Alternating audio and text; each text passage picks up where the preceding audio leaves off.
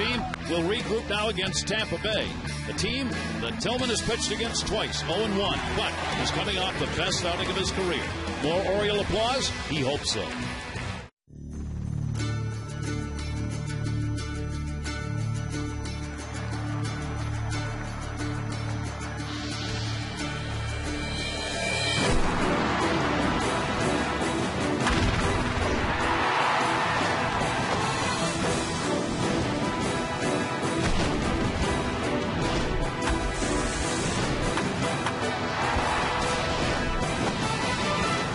It's the Orioles on Massett, and we welcome you to Camden Yards. And yes, indeed, there are thunderstorms, and there are the Rays. As they open up the three-game set, the Rays and the Orioles tarp out on the field. Rain expected momentarily, so we're going to have a delay to the start of this baseball game, but expected to get it in once this thunderstorm cell moves through.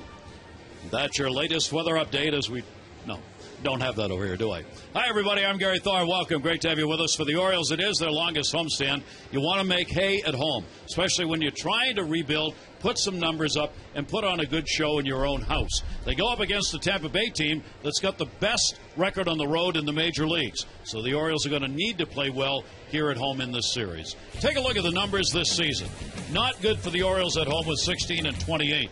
The batting average actually has been up compared to the road.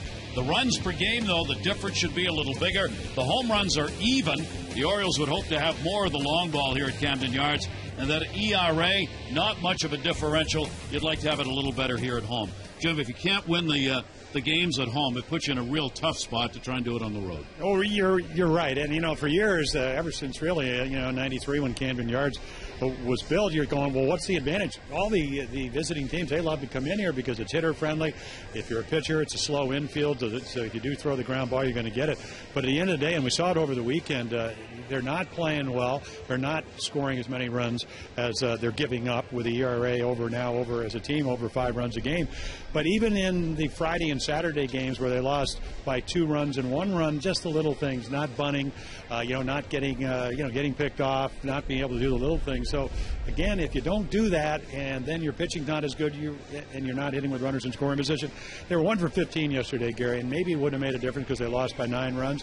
But if you're going to play those 1- and 2-run games, you're going to have to get better, especially against this Tampa Bay club because they can play. And one of the other things, of course, the Orioles are going through this season is that young rotation, which is going to take its bumps and bruises, and you know that. But for Chris Tillman, who goes out tonight, he had one of the best performances by any starter this year in his last 7. Well, he had his best because he pitched more innings, 7 1/3 innings, only gave up 2 hits. Now, he had pitched a no-hitter and a 1-hitter down at AAA, but this is Texas. This is at home. This is a team that it was 3rd in runs scored. Arrieta, who will pitch tomorrow, 1 run, but he came up with a cut fastball, and every scout, and from what we've seen here, pretty straight fastball, working on a 2-seamer, but that cutter with a little bit of movement. And what they did for him, which they don't do for a lot of starters, the offense got him early runs. He outpitched Cliff Lee, who everybody's going to want as a free agent. So it was his best game. Hopefully he'll be able to repeat it. And you know what? That's the great challenge of pitching. I don't care if you're a veteran or you're really a rookie, as Chris is. Got to go back out and back it up, and hopefully he'll do that tonight. And the hope is he will have some help offensively tonight as Luke Scott is coming off the DL. He has been put on the roster, and he will be available tonight. Luke left with a bat that was red hot. The injury came on June 30, simply rounding first base. I mean, there's not much tougher way to get hurt in hitting a home run, and you got to limp home to finish it off. So Luke comes off the DL today and immediately back in the lineup. There are the numbers that he has put up this season for the Orioles. You can see home runs, RBIs, doubles, slugging, and walks, all among the top numbers for the O's. Yeah, and a lot of that, he's a guy that's either going to be climbing up the mountain, he's up there at the top, or he's going to be down in the valley. And when he hit that home run, he was on one of those high plateaus because he's a streak hitter. So hopefully he'll come back. He gives you some power. Matt Wieters, who's been struggling pretty much all year long, your regular catcher's out, so you need offense. Corey Patterson's got the bruised heel. He's the guy that runs on this ball club. He's the only guy that really matches up against what Tampa Bay can do, which is to run you out of the ballpark. So they need a bat, and Luke Scott will provide that, hopefully. All right, so the Orioles coming off the losses against Toronto, while Tampa Bay lost 2 out of 3 on the road against the Yankees. We are in a rain delay. The tarp is out on the field, but hopefully we'll be getting underway shortly.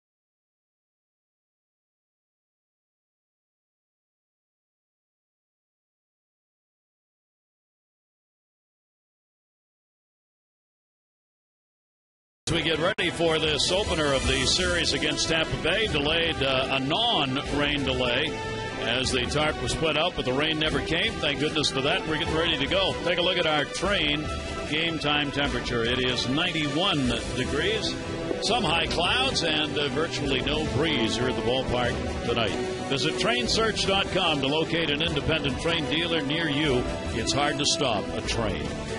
Take a look at the starting lineup brought to you by Southwest Airlines. For Tampa Bay, Zobrist, Crawford, and Longoria, Pena, Joyce, Jaso, Upton, Bartlett, and Rodriguez. Carlos Pena, the last two against the Yankees, 6 for 10, including a home run in each of the last two games. And our PNC scouting report brought to you by PNC for the achiever in all of us. Chris Tillman, last start was his best start. 2 hits. Beat Texas in Texas. 7 1/3 innings, most he's ever pitched. And he cut him up. Came up with a cutter. They didn't know that he threw it, something he started throwing down in Norfolk, where he was, 8-0, 8-1 in his last 9-10 starts. Home on the range, they got him 6 runs. That was 1 more than they had gotten him in his first major league starts this year. So, again, he took advantage of it. He pitched well. And I think the one thing, forget the cutter. He actually threw the ball a couple of times up to 94. So 92, 3-4. He's got a big curveball, occasional, very occasional changeup. And now he's got an extra pitch. And he takes on a Tampa Bay team that right now is in second place, 3 games behind the Yankees. The Red Sox are 6.5 games behind in third place. Toronto 11.5, and the Orioles 29 out in the Eastern Division of the American League. Ben Zobrist, 4-game hit streak stands in, and we are ready to go. And the delay is over, and we are underway. Great to have you with us.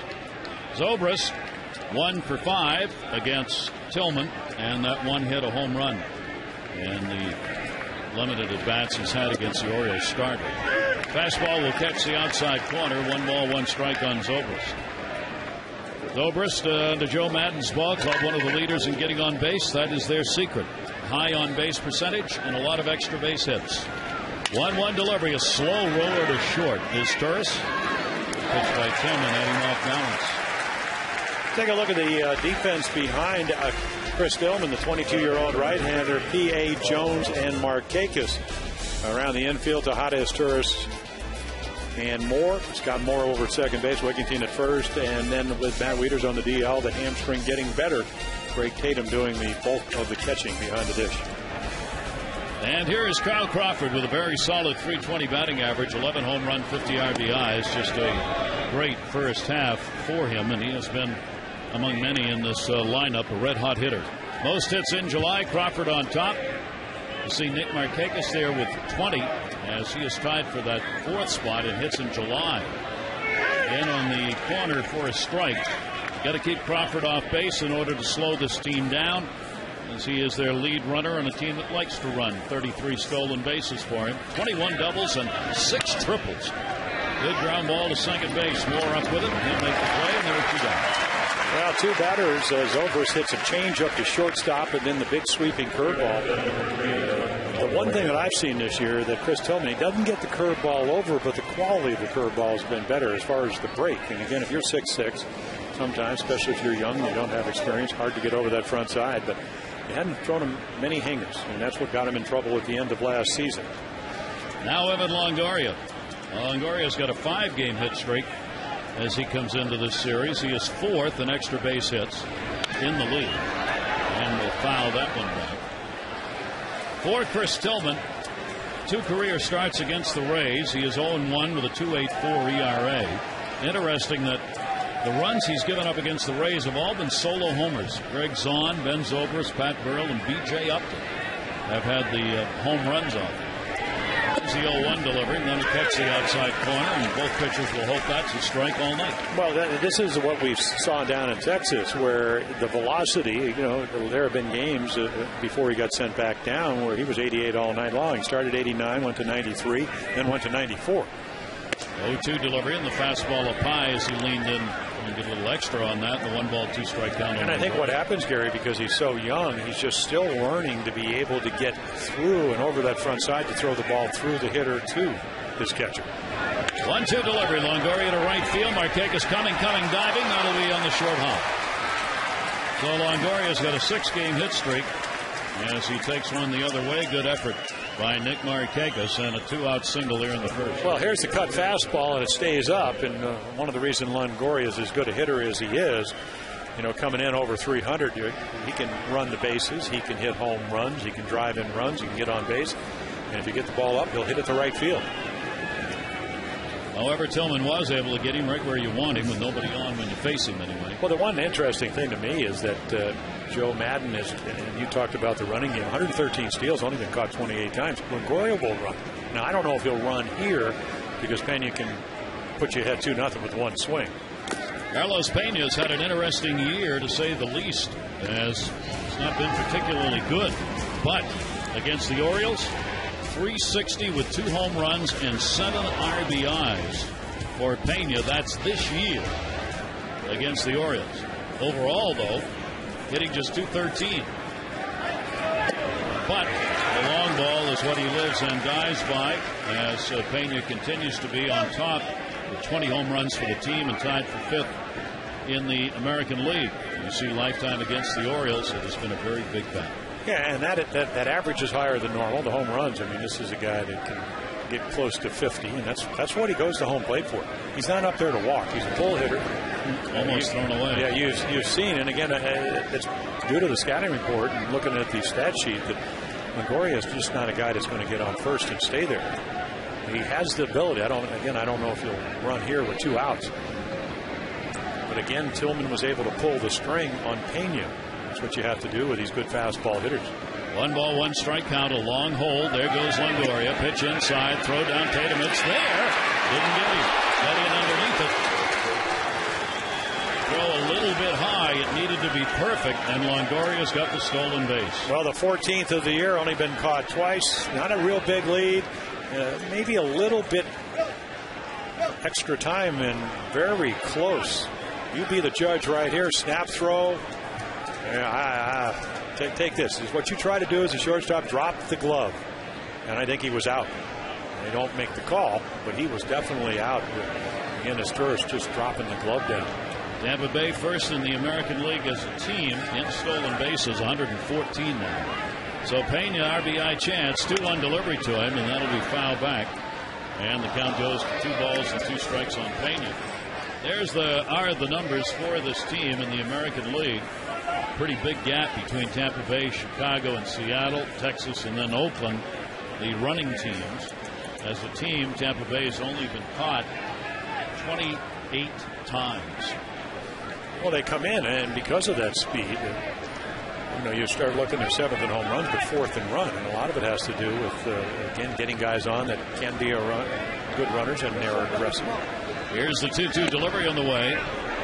Tampa Bay has an amazing number with runners in scoring position as a team. They are hitting .297. That is an enormous number. Compare that to the Orioles at .228. And when you're able to do the things, the on-base percentage, the extra base hits, and then hit with runners in scoring position, you end up winning ball games. 3-2 delivery on the way. A breaking ball fooled him, but he's going to be walked. So Pena also does a lot of that. He gets the free pass and runners on at first and second. 2 down here in the first inning. And I think that's part of it. I mean, it's a risky gamble in the first inning when you're trying to find out what you have, but are you going to give in to Carlos Pena with 20 home runs and he comes in again with 60 RBIs, or are you going to pitch to Matt Joyce that comes up to the plate? I think you've got to choose this. You do it on your terms, of course. He tried to get Pena out, but he made a great point.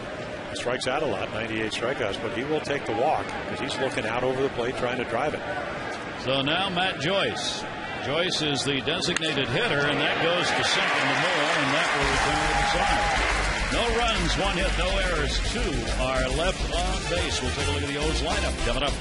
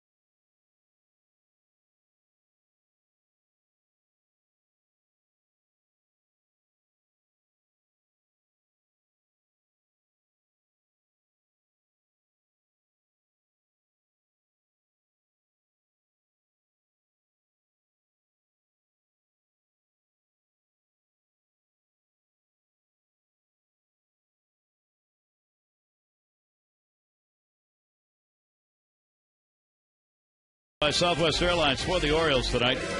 It'll be PA, Tejada, Markakis, Wiggins and Scott and Jones. Moore, Tatum and Asturis. Luke Scott, first game since June 30, coming off the DL today.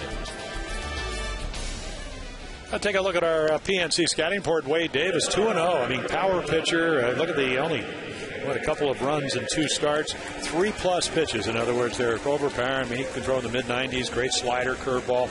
Good, has a change up, and then runless. Does not get many runs. 6-9.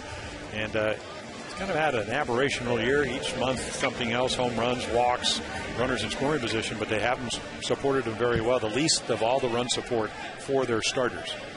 See, the hits just over the innings pitch, with the walks mean he's worked with a number of runners on base. Felix PA back in the leadoff spot with the Orioles, and a 3-game hit streak coming into this. And will take the pitch away for a ball. Tejada and Markakis will follow here in the first inning. PA against Tampa Ball Club, 7 for 13 with a home run. When that comes down, it'll be 7 for 14 with a home run, 1 away and a couple of pitches. Well, take a look at their defense. Very, very mobile. Crawford, again, he can go get him in left. Upton and Zobrist can play everywhere, but this year playing a lot of right field. Longoria, Gold Glove winner. Bartlett, great range. Sean Rodriguez, good fastball hitter, playing second base. Pena, very good at first base. And then John Jazo behind the plate. Started with Navarro. Shopik got hurt. And then John has come in to do a lot of the catching. And, of course, he has the best pitching staff in the American League to work with. They are the #1 team in ERA. 1 down, and here's Tejada. Takes a strike. Tejada's got a streak going. He'd like to continue it against the Rays team. He has hit well in his career with the 23 home runs and 80 RBIs lifetime for Tejada against this ball club. Right field, Zobrist. And a couple of outs on fly balls, 3 pitches. Yeah, the interesting thing about Wade Davis, the Orioles come in on the lowest runners in scoring position numbers at 228, and that's exactly, in spite of what you talked about, Gary, all the base runners on, that's what they hit against him. 228 for the season. So what's hurt him is the 18 home runs. It's not like they get a lot of timely hits off him. Again, he's only 24. He'll turn 25 later on. #3 draft choice out of Lake Wales, Florida. 2 down, nobody on, and here's Nick Markakis, the league leader in doubles. Nick looking for his first hit off this right-hander. He's 0 for 6 off him. And Nick in July has had a tremendous month. Moved into that lead with 31 doubles, 333, 3 home runs here in July for Nick Markakis. 0-1 delivery to him. Markakis will slice that one foul the other way. Nick has not had a walk in 7 games, and he's been among the top 10 in walks all season long.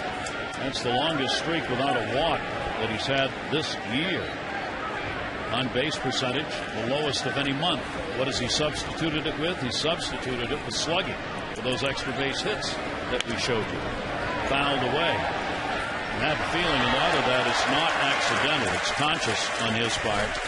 That Nick, knowing the offense needs some numbers, and he's in the middle of it. It's not about walks for him, for Juan Samuel. It's about extra base hits and RBI. Yeah, and he's still been pretty disciplined. We saw it yesterday, a double down the left field line. He, got on top of a fastball off of Sean Markman, pulled it down the right field line, which is what he did on the last road trip. Pulled the ball more than he probably has all year long. Great balance as far as spraying the ball all over the ballpark. Nick had 12 extra base hits in April, the most he's had in any month, and he's already picked up 10 this month. Off-speed delivery is going to be fouled off, and a 1-ball, 2-strike count.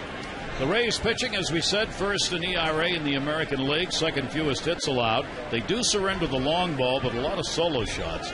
They are a strikeout pitching staff that does not issue many walks, and a very good strikeout-to-walk ratio. 1-2 delivery on the way. Markakis off the end of the bat to short. Bartlett is up, makes the throw, and a fine pick at first. What a play by Pena. Somehow able to keep his foot on the bag, and he saves Bartlett an error. As the O's are retired in the first inning, 1-2-3, a fine defensive play helping out Davis.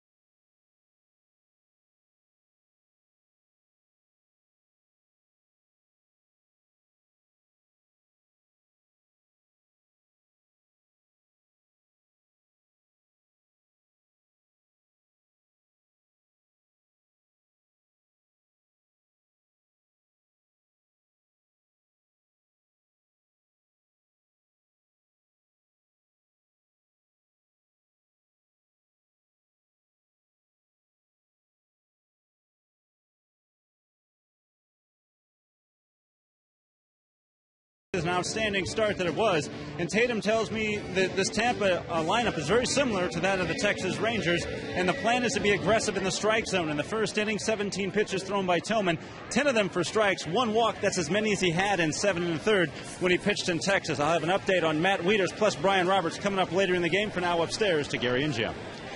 Mark Viviano joining us, WJZ's own, signed and contracted by, owes his life to them, actually, he told me, trademarked and patented. John Jaso at the plate. Jaso has come out of nowhere, really, to take over catching duties. He and Kelly Shopik sharing behind the plate for Tampa Bay. Certainly a name not thought to be in that kind of a role at the start of the season, but Navarro has now been sent down, and they really like the way he's worked. Joe Madden said to him a couple of months ago, you know, you're not doing a very good job catching. So for 3 weeks, every day, he worked on catching. He worked on this positioning behind the plate. He worked on blocking balls. He worked on throwing. Everything and anything to make himself a better catcher. He's improved. And if you look at some of the best catchers, Varitek, Posada, that's what they do. You know, hit Gary Tuck. Posada had him early on. Varitek, when he's healthy, there's a good changeup right there and a fastball count by Tillman. And you've got to do that. That's why you really have to be in shape. You better be highly conditioned to pitch, but you really better be in great shape, especially in hot weather like this, to catch. Body gets beat up back there. Another Ross speed delivery is going to miss. He's a rookie. He is 26 years old. 60th game he's appeared in. 44 starting as a catcher and 4 in the DH role for this ball club. Came up on April 13 because of an injury to Kelly Shopik. Here's the 3-2 delivery on the way, and that's going to be up high, and he walked it. So the second walk surrendered by Tillman. This one is a leadoff walk. Take a look at Tampa Bay and the Orioles here at Camden Yards. They have liked playing in this ballpark. There's only a couple of game difference in the wins, but look at the average they have here. Home runs, they've out-homered the Orioles in their own yard. The extra base hits and the ERA substantially different. And they lead in the season series this year 5-1 overall. Tampa Bay has the edge. Here is Upton. And he lashes that one into left field for a base hit. TBA over to get it. Runners at first and second. Kick off the second inning for the Rays. Well, let's take a look. I mean, this is big league ball. You walk a guy, he takes a very close 3-2 pitch. You want to come back in the strike zone, and then you're right back into the power of B.J. Upton. The way to get B.J. out is to throw him enough quality strikes, and that certainly wasn't one of them, and then he will chase. Because he won't be running now with a runner in front of him. But if he gets on, he's going to steal bases. But he is a very good fastball hitter when you throw him strikes. And that walk had a lot to do with Chris Tillman saying, hey, I got to throw it down the middle, and he did. Now Tejada's going to play on the grass at third base, thinking there may be a bunt here with nobody out. Bartlett at the plate. He does indeed bunt and fouls it back. Bartlett has 7 sacrifices. 7 of the 25 sacrifice bunts for the Rays have been off his bat. So he will look again down to third. See whether Joe Madden wants him bunting again to move these runners up. Yeah, he had his best year ever last year, over 318 home runs, MVP 2 years ago, because he came over with Matt Garza in the Delman Young trade from the Twins and really settled this defense down. He's a terrific shortstop. But other than Crawford, he's got the best runner in scoring position numbers on this team. Playing bunt again, the Orioles are. Here's the 0-1 delivery to him, not showing bunt, trying to drive it, and will foul it back, so he's not going to bunt anymore. And Bartlett does have a 5-game hit streak as we start this series. He's hitting .387 over the last 10 games. That's virtually the month of July for him. So at the bottom of the order where he hits has really contributed. He too has done well against the Orioles this year, 7 for 22. 2-strike count, runners off first and second. And he'll take it, and he's gone. So Tillman gets the strikeout he needed, his first of the ballgame. Well, we saw Jeremy Guthrie pitch one of his best games, and he was talking about trying to be in the moment. And be in the moment, runners in first and second, is to get a quality pitch over the plate. And I think Jason Bartlett thought that curveball stayed up, but the only guy that mattered, Bill Miller behind the plate, called it. So a quality pitch to get an out. Now a chance to get out of the inning if he can get Rodriguez to into a double play here. This is the number 9 hitter, second baseman, Sean Rodriguez. Rodriguez is grounded into 9. double plays on the season. One down, and the off-speed breaking ball is in there for a strike. And the book on him, dead red fastball hitter. The Orioles saw that in spring training. Hit a grand slam. He hit the heater. And what does Tillman do? Drops a curveball in. Tillman has a record of 0-1 against the Tampa Bay team in 2 starts. 0-1 delivery is outside. 2 career starts, 1 here and 1 on the road. I told you that 2.84 ERA, a good one. He's making his 7th career start here at Camden Yards. He is 1-3 with a 4.71 ERA here in this ballpark. 2 on. 1 ball, 2 strike count on Rodriguez. Again, the struggles early on, velocity in the high 80s, and right here 92, a little bit of extra, a good finish with his windup. Because almost every scout, and hitters will tell you, maybe the ball a little bit straight. So he's worked on a 2-seamer, give you a little bit of movement, and then the cut fastball for extra movement. 1-2 count. That'll be fouled away. Peso goes back to second, up and back to first base as Rodriguez tries to get a run in here and get on. 1 ball, 2 strike count. The Orioles played this Tampa Bay team 6 times in the first 2 weeks of the season and have not seen them since. As far as Eastern opponents are concerned, Tampa Bay is going to see the Orioles more than any other team in the second half of the season. Yeah, Joe Madden said, I'm coming in here with a lot of trepidation. They're not playing well, and I hope that I'm going to make sure that our guys do not take them lightly. 1 ball, 2 strike count. The delivery by Tillman to him in the dirt. But just as the Orioles have the longest homestand underway, this is going to be the longest road trip of the year for this Tampa Bay team, which is actually where they've played their best baseball. They've got 9 games, 10-day trip. They lost 2 out of 3 against the Yankees, 3 games here, and then they move on to play a place where they have not won for a long time. 17 games. Yeah, 17 straight losses in Cleveland. That's outside. I thought Joe Madden had the great comment talking about not getting ahead of himself. He said, I am not looking forward to going to Cleveland. He said, as soon as I get there, I'm going to sit in my hotel room. I am going to stare at the wall and relive all of those losses. I'm just going to sit in my room. Well, that's an off day. That's what he's going to do on the off day on Thursday. 3 ball, 2 strike count. And that'll be swung on and missed. Tillman reared back for the 92-mile-an-hour heater. But again, this is what happened when he went back to AAA Norfolk. All of a sudden, I mean, there's a good pitch. You know, he watch the head. It'll come a little left, but right there, that's pretty straight. But again, on the heel, and when you land on your heel, it's tough to get over your front side. I would imagine as he matures and that windup gets a little bit better, he will even get more over that front side. And then you can actually keep the ball down. But he threw that ball well, and that's what started in Texas. So the first 2 got on for the Rays. They are still there. Now there are 2 down, and here's the top of the order, Zobrist, who grounded out his first time up. Zobrist, interesting that he's at the top of a unique list of those who have driven in runs without getting a lot of home runs. He's got 42 RBIs. That's first for players with 5 or fewer homers in the year. 42. And a surprising name right behind him is Joe Mauer. Mauer is second in that group, most RBIs with 5 or fewer homers. Then Denard Span, Yadier Molina, and David DeJesus. Well, Mauer's won the 3 batting titles, but they both hit a lot of home runs last year. Mauer for the first time. Rovers hit 27, so they're pitching him differently, but he can still hit. 1-1 down the line in left field. PA going over near the line. That's going to be trouble. It is a fair ball and a ground rule double. It'll actually save a run for the moment by hopping into the stands. So Zobrist delivers the RBI. Jaso will score. Upton goes to third, and it's a 1-0 lead. Yeah, one of the problems of having a young pitcher where you really don't have a definitive game plan is that if you're going to pitch a hitter away with good stuff, he's going to hit the ball left field. So they play him straight away. The ball slices away from PA. It's probably a catchable ball if you're actually going to pitch a guy away and play him that way.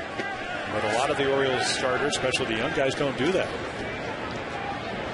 Zobrist gets his 43rd RBI. That one to first base. Tillman getting over the cover. Good play by Wigginton will get Crawford as they hustled that one along. A run in on a couple of hits. 2 are left on base. Tampa Bay takes the early lead.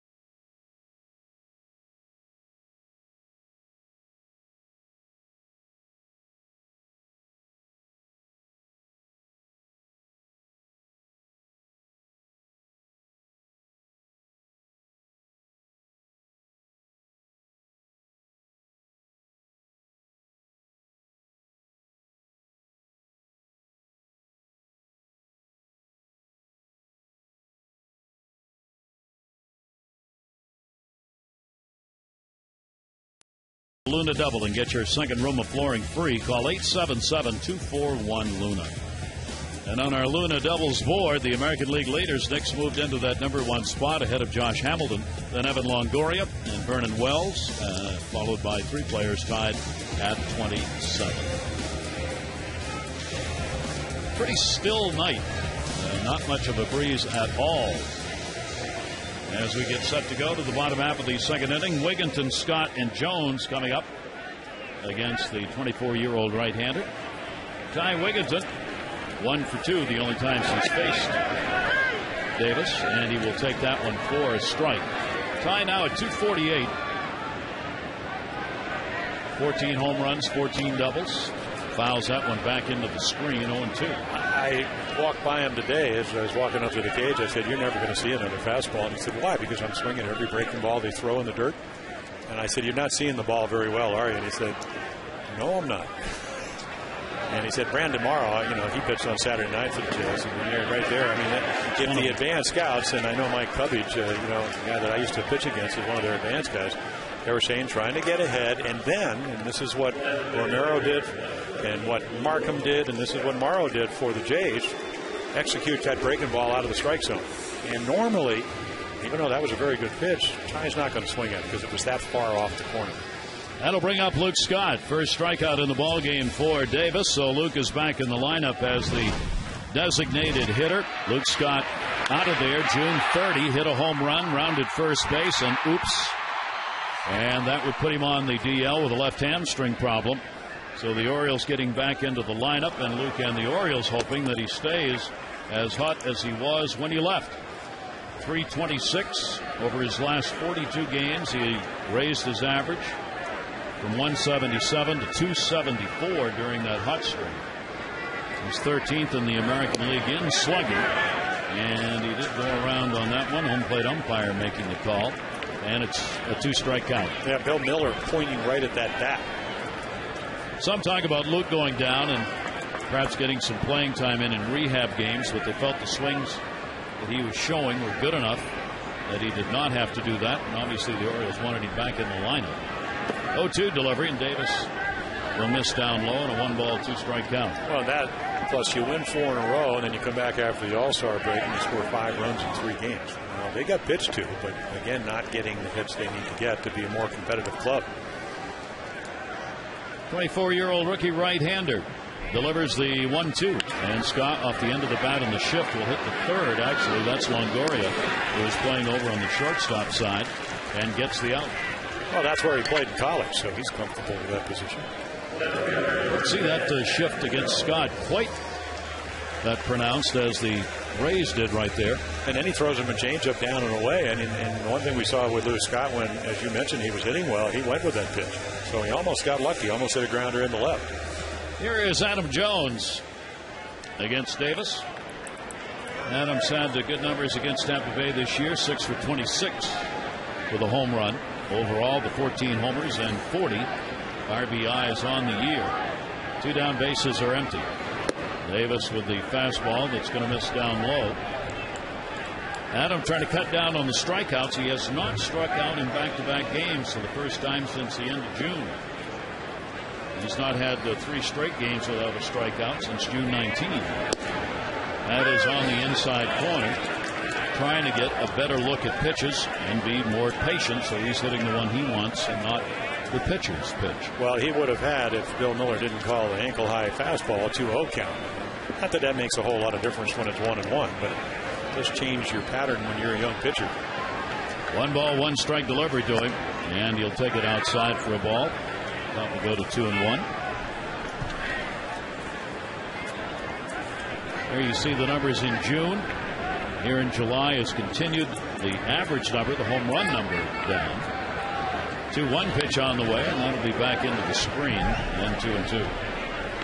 Yeah, somebody's got to make Wade Davis think that maybe they can get to him, because he, in a matter of 12 days last year, after he came to the big leagues in early September, he shut him out here on 124 pitches, 10 strikeouts, and then went down to Tampa Bay and only gave up 1 run. So he's going to be in a comfort zone until somebody changes that. He is 2-0 lifetime against the Orioles. 2-2 delivery on the way, fouled off.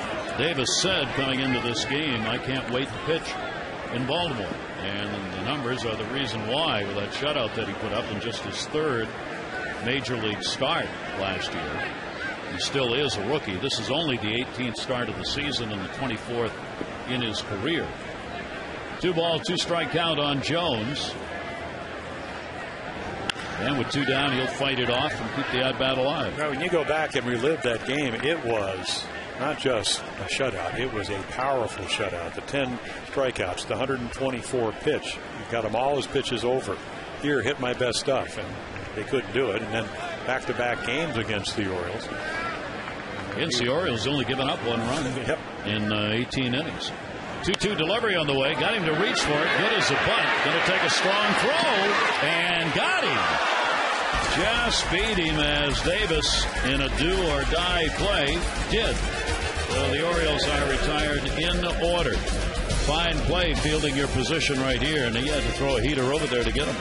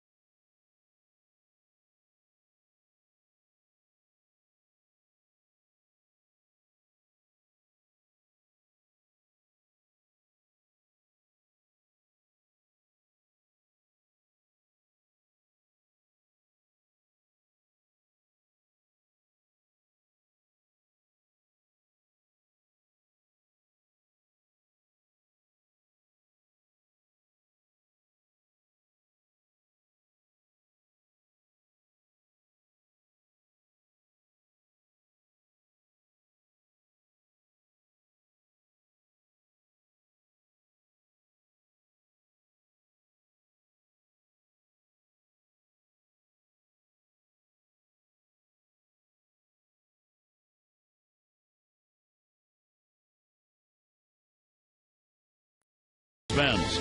Experience truly great engineering today at your authorized dealer. The Orioles have piled up the hits in the month of July. 138 is third most in the American League, but it's not resulted in runs. They are 11th in runs in July with 56. Evan Longoria will be leading it off. Longoria had a single and a stolen base. A 6-game hit streak for the All-Star third baseman. Somewhat of a changing of the guard at the All-Star game as Longoria started at third, and Alex Rodriguez watched the entire game from the dugout. Here's the 1-0 delivery, and that'll be up high, and it goes to 2-0. Yeah, you would have figured if you were Joe Girardi, could have got him in there somewhere, even if he pinch ran for Ortiz in the ninth, which he should have done. Well, somebody should have. There was something wrong there that wasn't talked about. He had that hip in, last year, but also this year had a little bit of fatigue. But again, when you talk about number 1 draft choices, this is out of Long Beach State. The third player chosen in 2006. Everybody kind of scoffed when they gave him a multi-year deal. The minute he got to the big leagues, I think that's going to pay. It's going to be a bargain. Interesting. We talked about Tampa Bay's road record, which is outstanding, 29-16. Their home record, 26-20. They would like that to be a little better. Yet Evan Longoria has had a tremendous home batting average, 345, 7th best home average in the league. In the road, much lower, 260. Fouls that one back upstairs, and a 3-ball, 2-strike count.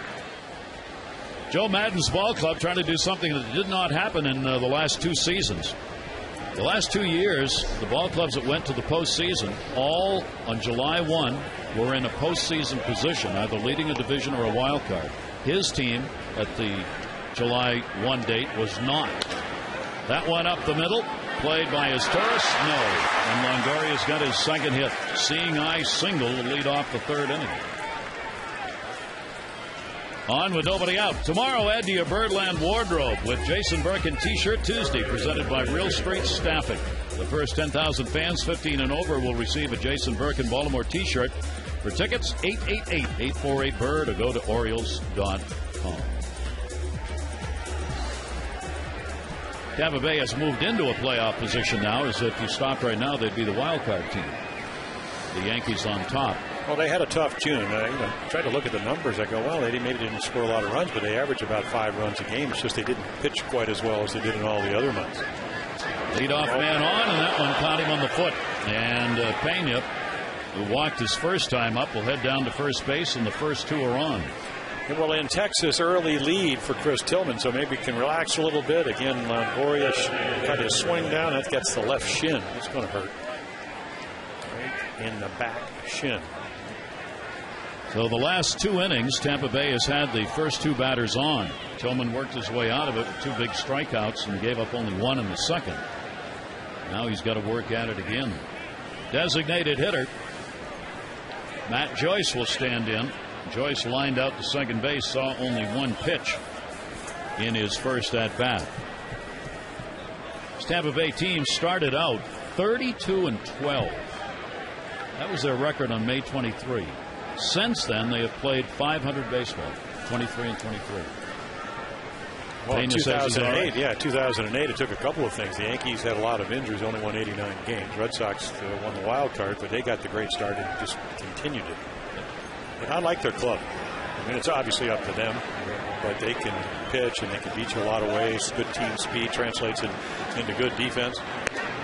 Joyce will take it up high. 2 on, nobody out, third inning, 1-0 lead for Tampa Bay. Chris Tillman having to work with runners on in all 3 innings now. 2 on with 2 down in the first, and the first 2 on in the second and third. Double play depth. Joyce will take the off-speed delivery. It will miss. You can tell by the way Tillman's looking in. Some disagreement, and it's coming from the dugout and the catcher now on these calls that Bill Miller, home plate umpire, is making. Yeah, that looked like a pretty good pitch. It was a changeup. And again, that's the result of the line drive you talked about, right at Scott Moore at second base. 2-0, and he takes that one. That's in there for a strike. But you can look at Matt Joyce, and they went out and got him. Actually traded Edwin Jackson to the Tigers to get him for his defense. Didn't hit well last year. Started this season down at AAA Durham, and he's a line drive hitter, 293, so he's not trying to pull the ball. 2-1 delivery. He thought about it, and it's a strike on the inside corner. Now he's unhappy. Well, that's a good pitch. He's looking away, and Tillman pulls it across the plate and hits the inside corner. I'm getting the idea that maybe Bill Miller's going to be a little inconsistent tonight, but that's a strike. That's normally, if you're looking there, the pitch you like to hit if you're left-handed. He's got a 2-2. Runners on. Whack! That's a fair ball down the line into right field. Nick Markakis will go after it. Longoria will score. Pena's coming to third.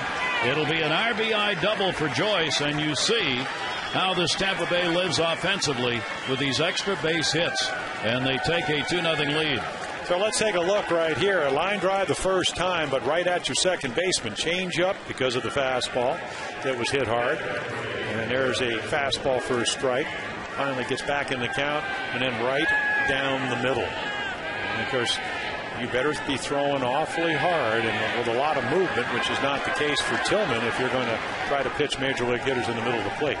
So they get their second run, and they are well poised to add a couple more here. 7th RBI in 18 games for Joyce. And runners in scoring position, 2 of them now with nobody out. And the ball is in the dirt, ball 1. And this is the perfect situational hitting where if you just bounce a ball to the right side with the infield back, you're going to get a runner in and a runner over. That's what you'd like to do. I mean, at the least minimum. Jaso drew a walk and scored first time up. Fastball by Tillman is up high. And Tillman already in trouble on 1 count, and that's the pitch count. As that's starting to pile up. And that is not unusual against this Tampa Bay team. They've drawn a couple of walks. They've picked up 5 hits. And they have delivered Both RBIs coming on doubles. Here's the 2-0 delivery. Jaso will take that one up high. And the count goes to 3-0 with Upton waiting on deck. See, the first pitch strikes that have been thrown, only 6 out of 15 for Tillman. So he's working from behind. Well, you have a much more experienced in the sense of being older. Ray Davis is going to turn 25, Tillman's 22, so he had more opportunities to find out how to pitch. And you can see Chris Tillman not on his game tonight, and Tampa Bay taking advantage of that. That is the third walk surrendered, and that will call for a conference at the mound.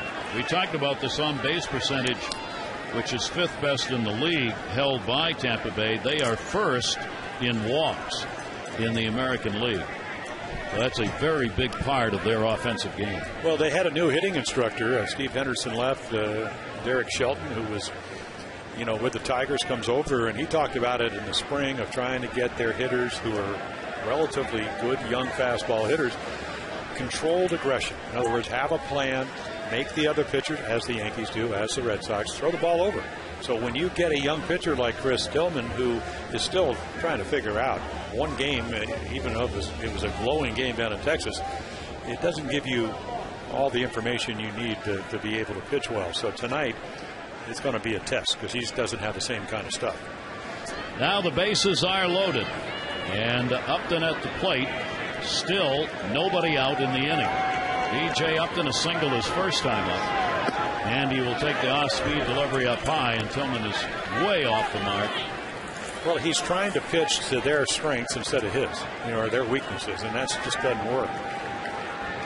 This is not the same guy that you saw in Texas because he got early runs, he used his fastball, he was able to get ahead of the hitters. Breaking ball is in there. Upton has not had a hit with the bases loaded this year. He's gone 0 for 12 with the sacks full for Tampa Bay. Upton's got him full here. Pena, Joyce, Jaso on at first base. 1 ball, 1 strike count. He'll take the pitch down low and gets the hitter's count here at 2-1. Well, these are the two guys when we talk about Bartlett and B.J. Upton. He had the shoulder problem a couple of years ago, had the operation, came into spring training healthy. If he has a good second half and Bartlett gets back to form, they're going to be a very imposing club. Not only wait through the season, but if they get into the postseason. 2 ball, 1 strike delivery to Upton, and he takes a cut a little late on that one, asking the home plate umpire if that was a strike or not.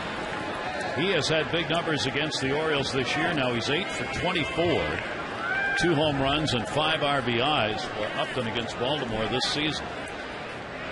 2 ball, 2 strike count, 1 run in here in the third. Tampa Bay's got him full with nobody out. 2-2 delivery, and that one's just going to miss. So the count is full. 3 balls, 2 strikes. There are the 3 Tampa Bay base runners. And no room to put pitch. Joyce doubled and Jaso walked. So what do you do here? Trust your stuff, yeah. With Bartlett waiting on deck, making him wait a long time, and he'll ask for timeout.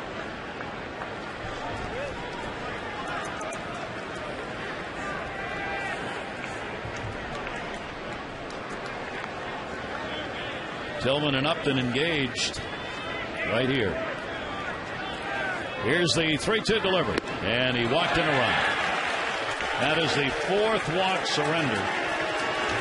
Pena, who had been hit by a pitch, will come in to score.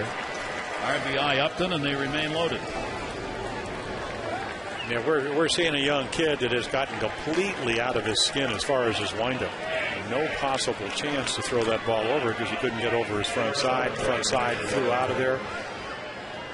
Or you just have to, trust your stuff. And of course, Bartlett, as we've mentioned, he's always hit the Orioles well. He's going to look, and they saw this yesterday. They had Pettit on the road, and then they brought in Dave Robertson after he got hurt. As you look at the young starters, how the struggle is. But Sean Rodriguez swung on a 2-0 pitch with the bases loaded after Robinson couldn't throw the ball over. That is taken for a strike by Bartlett. So Juan Samuel obviously really concerned right here. A 3-0 lead. Bases remain loaded. Still nobody out in the inning. Bartlett struck out, called out, first time up. And he will take the pitch outside. 1 ball and 1 strike. And nobody up in the bullpen.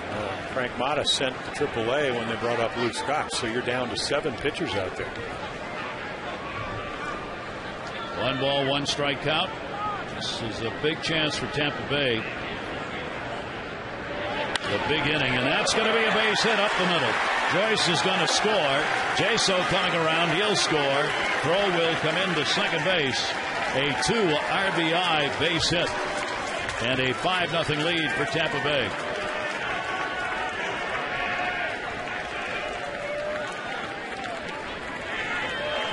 Another ball is going to end up in the middle of the plate. And the pitch track doesn't lie. And Bartlett, again, most home runs he ever hit last year. A lot of people say maybe trying to hit that many again this time. Perfect swing back up the middle for 2 RBIs.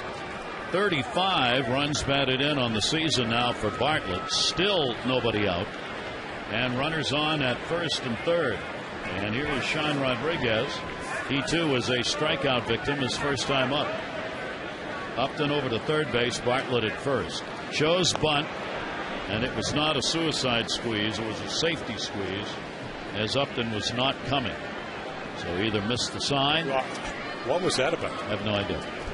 Bunting for a base hit. With the bases loaded and nobody out, when you're 2 men on. Yeah, I don't know. Stay out of the double play. I don't. He obviously isn't too confident at the plate right now. Rodriguez hitting .261. Now everybody's talking here. Tom Foley, the third base coach, walks over and has a discussion with Upton, which would indicate he missed the sign, which was probably a squeeze bunt. 0-1 the count, and that will be taken up high and goes to 1-1. Figure on July 19 you might have the signs down. What do you think? You would think so. Foley's talking to him again at third. Yeah, Rodriguez coming over the Cashmere trade. Scott Cashmere going to the Angels. He came over last year. There it is. It's a safety again, and a run will score. The throw to first just in time to get the out. So it'll be a sacrifice and an RBI credited to Rodriguez, bringing home Upton, and a 6-0 Tampa Bay lead. Well, I hope Earl Weaver's not watching. But again, it works. I mean, it's perfectly executed. There's your 6th run, 5th of this inning. Yesterday, the Jays had a 6-run inning. So they give the Orioles an out, but they get a run and they get a runner in scoring position. So all I know, Joe Madden's managing, and he got to the World Series 2 years ago, and it worked. So the RBI will be credited to Rodriguez. Now a runner at second base and 1 away. Rodriguez picking up his 31st RBI. Albers warming up. Rodriguez had grounded into 9 double plays, second on the team in that department, so maybe that's what Joe Madden was thinking about and just didn't want to surrender or take the chance in the double play. Now 1 away and a runner at second. Top of the order is Zobrist, an RBI double, and he has grounded out. I guess the other thing that Joe's probably looking at is that they haven't scored a lot of runs for Davis, and by safety squeezing that run, and they have doubled what they normally score for him, which is 3. Taking care of that tonight already. And he is throwing the ball. It's only through 2 innings very well. Tillman up high and falls behind again on a 2-ball, 1-strike count. So Chris Tillman coming off the best start of his career in that game against Texas, having a disastrous start here against Tampa Bay. With 6 runs in on 6 hits and 4 walks and a hit batter. Ben Zobrist waiting, the 2-1 delivery to him. That'll be a little flare to third or short. Look out. Tejada calling. It's Torres a little bump, but they get Zobrist on the out. And there are 2 down. The Oriole pitchers, if they saw this, would all fall off their chairs. Look at the run support. Davis is last, and he's got more than any of the Orioles.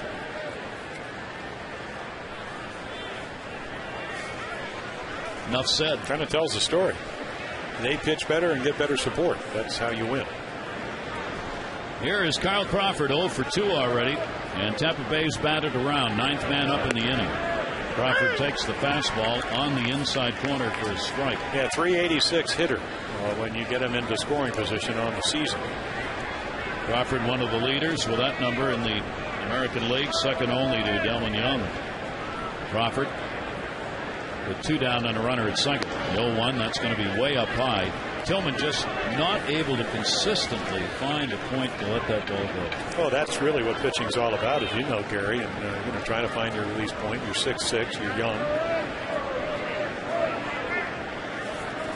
Not quite sure where it's going here in this one. You haven't pitched in about 9 days. Inside. The All-Star break, so you do your throwing. You try to prepare, and then they get to prepare for you.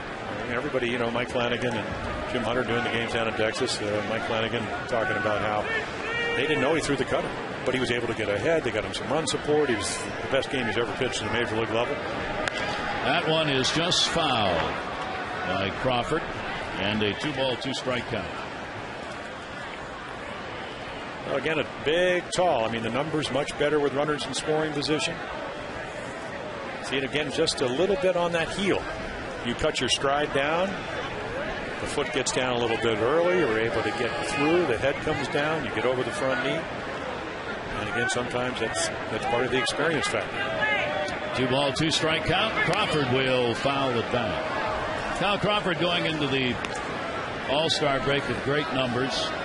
He and B.J. Upton on a very short list of those with 25 RBIs and 25 stolen bases at the All-Star break. Scott Posednik, Brett Gardner of the Yankees, Raja Davis of Oakland, along with Crawford and Upton. 25 RBIs, 25 stolen bases or more. 2-2 delivery, and that's in the gap. Nobody's going to get that one. That is all the way to the wall. He's got to be thinking 3. Marquez over to get it. Crawford, the league's leading base stealer, headed to third. The relay throw is not in time. It is an RBI triple for Kyle Crawford, and a 7-0 lead. Well, he's going to be a free agent, and again, he's hitting for a high average of 320, and it's just a matter of, again, watch this. This is not coming out of the box, even though it's now 7-0, thinking double. And he's only 28 years old. They execute, talking about the Orioles, perfectly. The relay, and they still can't get him. 51 RBIs for Carl Crawford, and that is it. A very poor outing for Chris Tillman. Albers will come out of the bullpen here with 2 down, 7-0 Rays.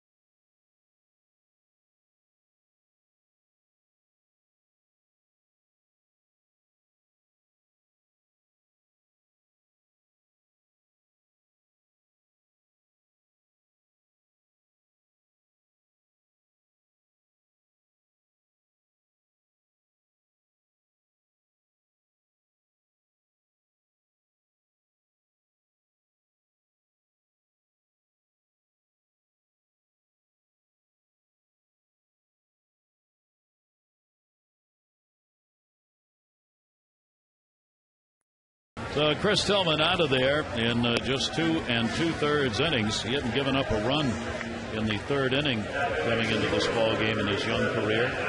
Tampa Bay took care of that in this one. Here's Matt Albers. And he's had a nice job as of late. Kind of one of those years, 6.7 ERA in April. In May, it went all the way to 270. Back up in June. Here in July, he has pitched very well. A couple of runs in 11 innings. So Chris Tillman, and this is part of coming to the big leagues. You got to figure it out. Tonight didn't have the right formula.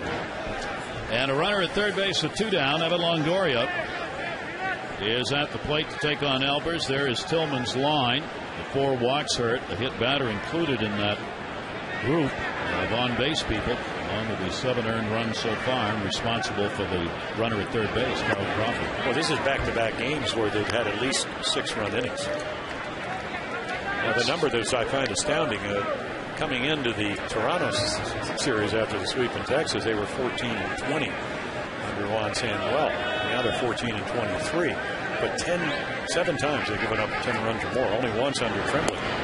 Which obviously not about the manager, but it's just, I think it tells you about a young, especially a young starting staff. Millwood being injured and so forth, that as the season goes along, I mean, it's not the first time we've seen that the young pitchers, as the hitters get better, they struggle.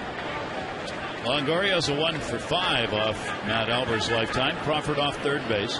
2-1 delivery to him, and that's going to be outside. And the count will go to 3-1. For Matt Albers, the lefties are 328 off him. Right-handers only 217. He is 7th in the American League in relief innings pitched at 44 2/3. He leads the Oriole right-handers out of the bullpen in appearances. 39th. Will Oman on top, left-hander with 57.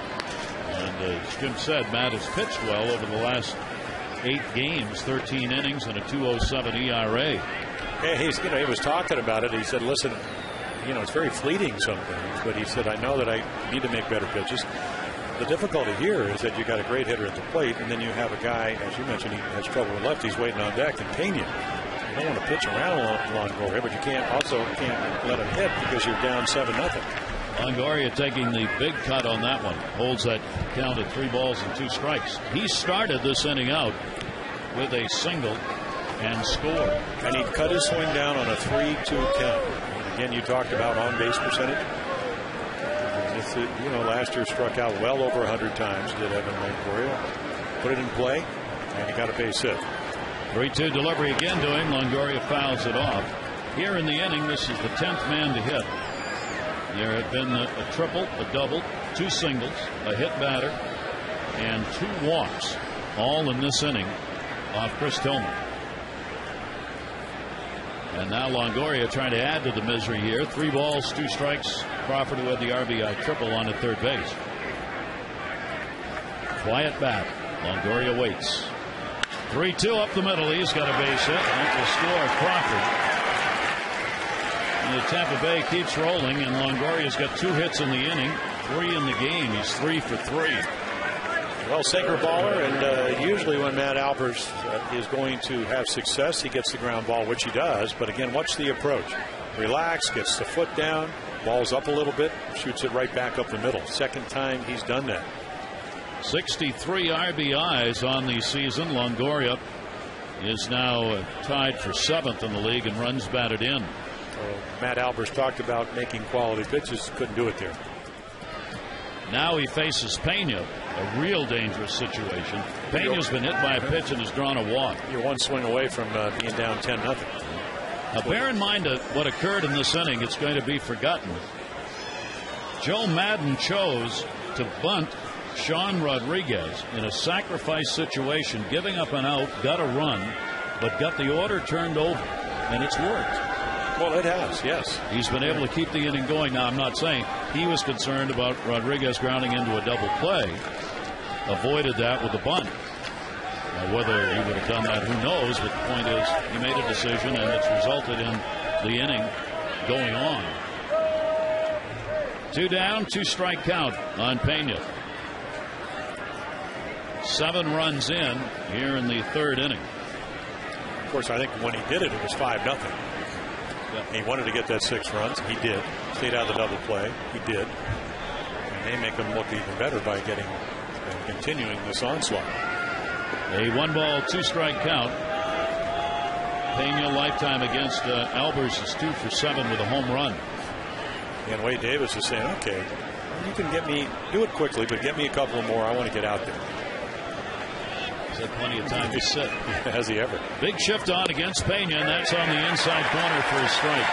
So Alvarez gets the strikeout, but 11 come to the plate in the third inning, and it's an 8-0 lead.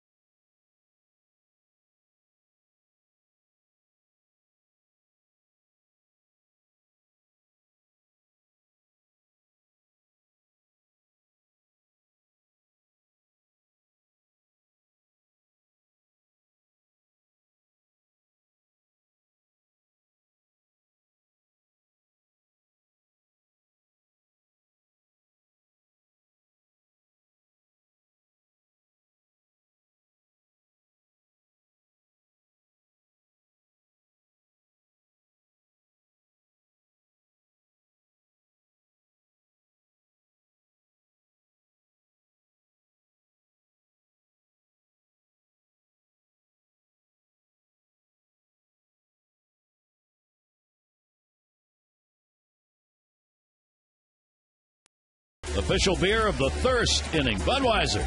It's what we do. So Tampa Bay has given Davis some room to work here. Rally paint is on. And man's ready to go. And Davis will try and have that quick inning after your offense has provided some runs. Scott Moore playing at second base, getting the start in this ball game, hitting at .240. Moore will take the pitch inside. 1 ball and 1 strike. Tatum and his tourist to follow.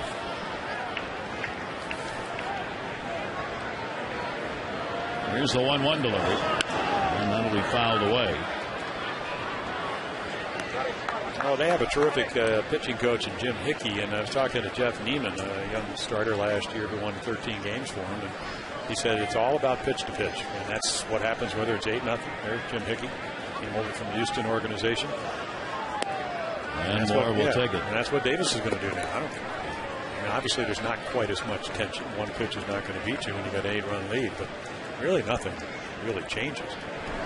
2-2 delivery on the way to Moore, and a high chopper towards second. It's going to be a tough play. Rodriguez gets it. Nice play. Well, you're seeing an awfully good defensive club, right? And that's part of having the best pitching in the American League. That's not a routine play right here. Sean Rodriguez, as we mentioned, came over from the Angels. I mean, look at that range. Off balance throw, Moore running hard. So there's a base hit that's turned into an out by outstanding defense. That's a great arm right there, going the other way. That's a Robinson Cano play. Yeah. Rodriguez makes it and one away here in the third inning. And he can bunt. And he can bunt. Did as his manager asked. Craig Tatum. Tatum doing the catching. Will take it down low. He's reached a new career high in games played. 27th tonight. 26 with the Reds last year. 1-0 delivery to him. A slider that's going to catch the outside corner.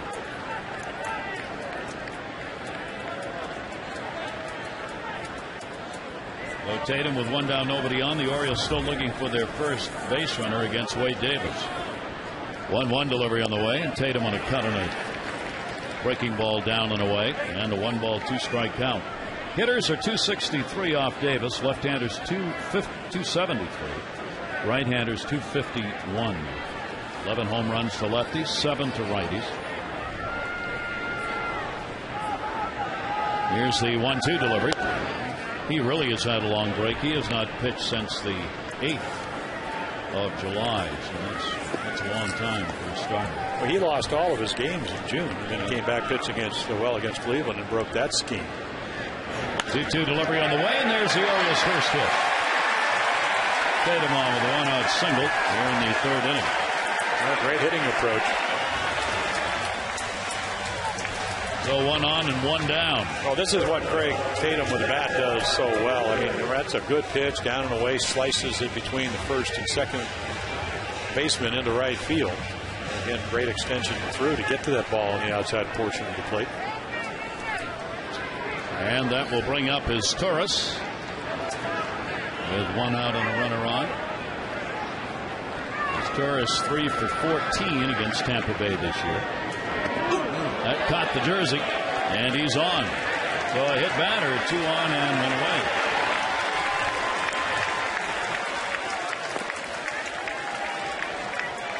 Third hit batter of the season by Davis. Yeah, I think I might have gotten a little more than the jersey, unfortunately. Yes, it did. In the stomach.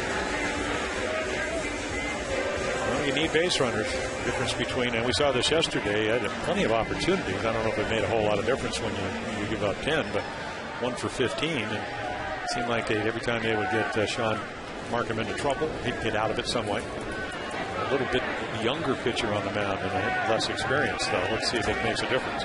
Felix Pierre, the leadoff batter. He flied out to left field his first time up.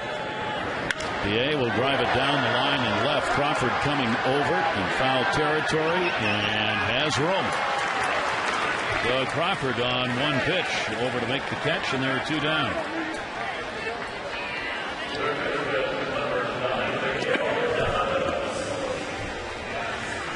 Two away. And that'll bring up Tejada. Flying out to right field his first time up. Tejada coming in with a 7-game hit streak. Right now the Orioles could use the extra base hit. First and second, and with 2 down, runners will be going. Tatum, the lead runner, and this Torres on at first. Yeah, the one number, though, the 226 with runners in scoring position, of his 99 hits, only 21 when you're out there in scoring position. So you'd like to improve that. Nice stop made right there. Jesu got into that one. Put the body over and blocked it. That's what we were talking about, what he's worked on to make himself a better defensive catcher. Well, even in the 10-1 victory by the Blue Jays yesterday, John Buck put on a clinic. Because Markham throws a lot of sliders, blocked every ball. Runners don't advance.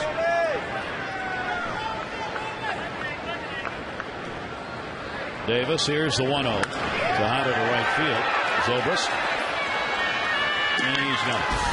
Fly ball pitcher getting fly ball outs. No runs, 1 hit, no errors, and 2 are left on base. Tampa Bay up 8-0.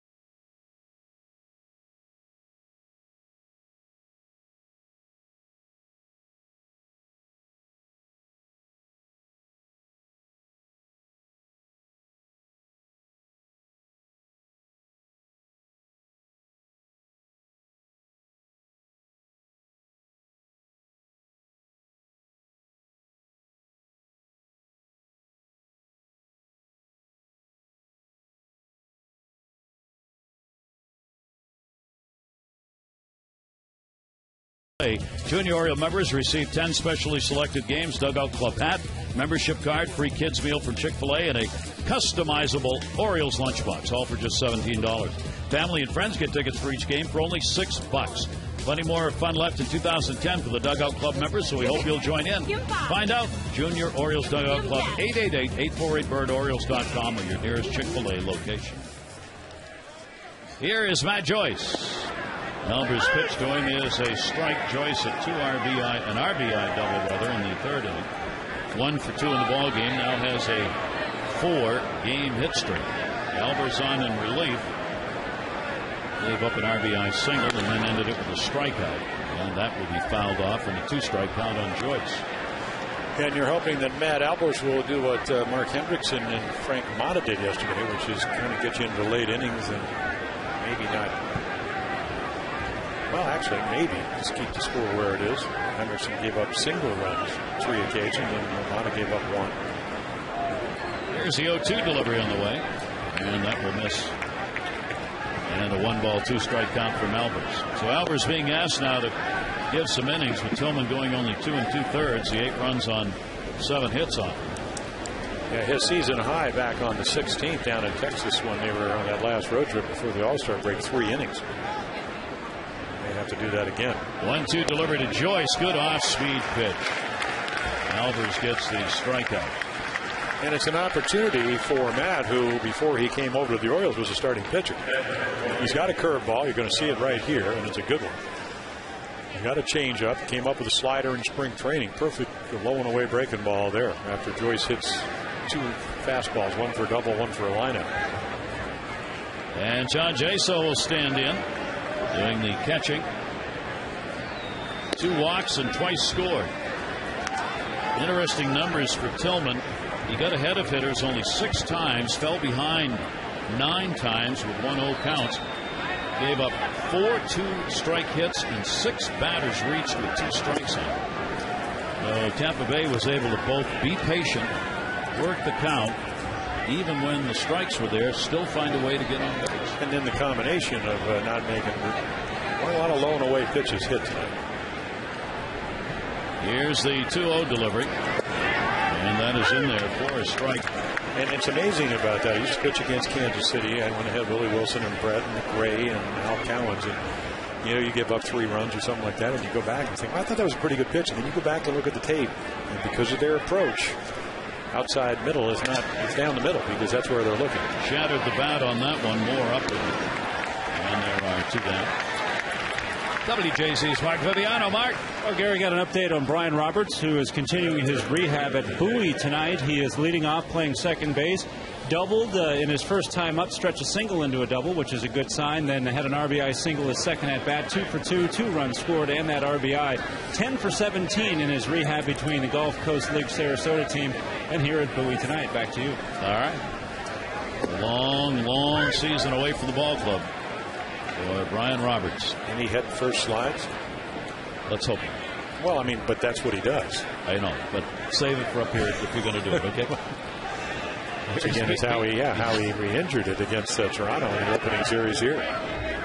B.J. Upton's got an RBI on a bases-loaded walk. He is also singled.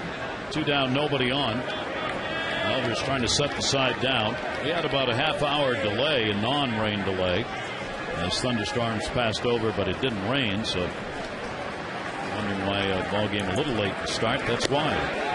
Swung on, and that was on the inside corner, and a 1-ball 2-strike count from Albers.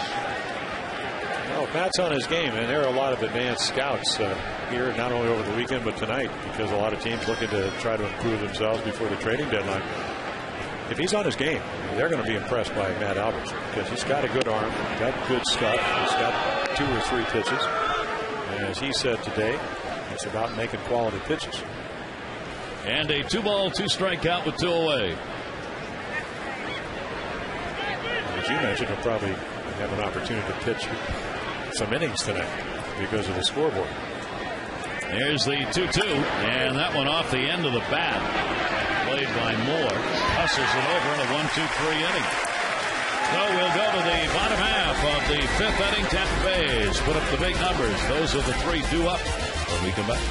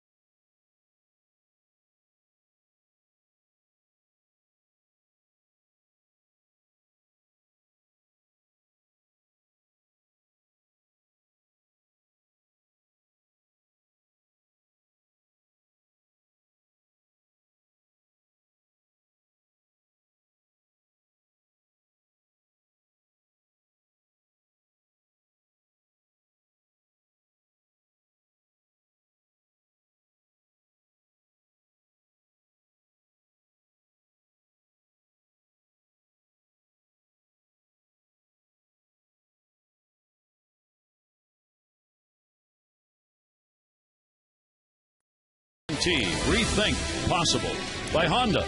Look for money-saving leases and low financing at your Honda dealer. And by Green Turtle Sports Bar and Grill. Bring your Green Turtle receipt to the Orioles box office for a buy one, get one free ticket offer for any non-prime game. No such thing as a non-prime game. All games are prime. They're part of the 162-game Major League schedule. 1-0 count. Davis working here, and that pitch is taken for a strike. Nick Markakis grounded out his first time up.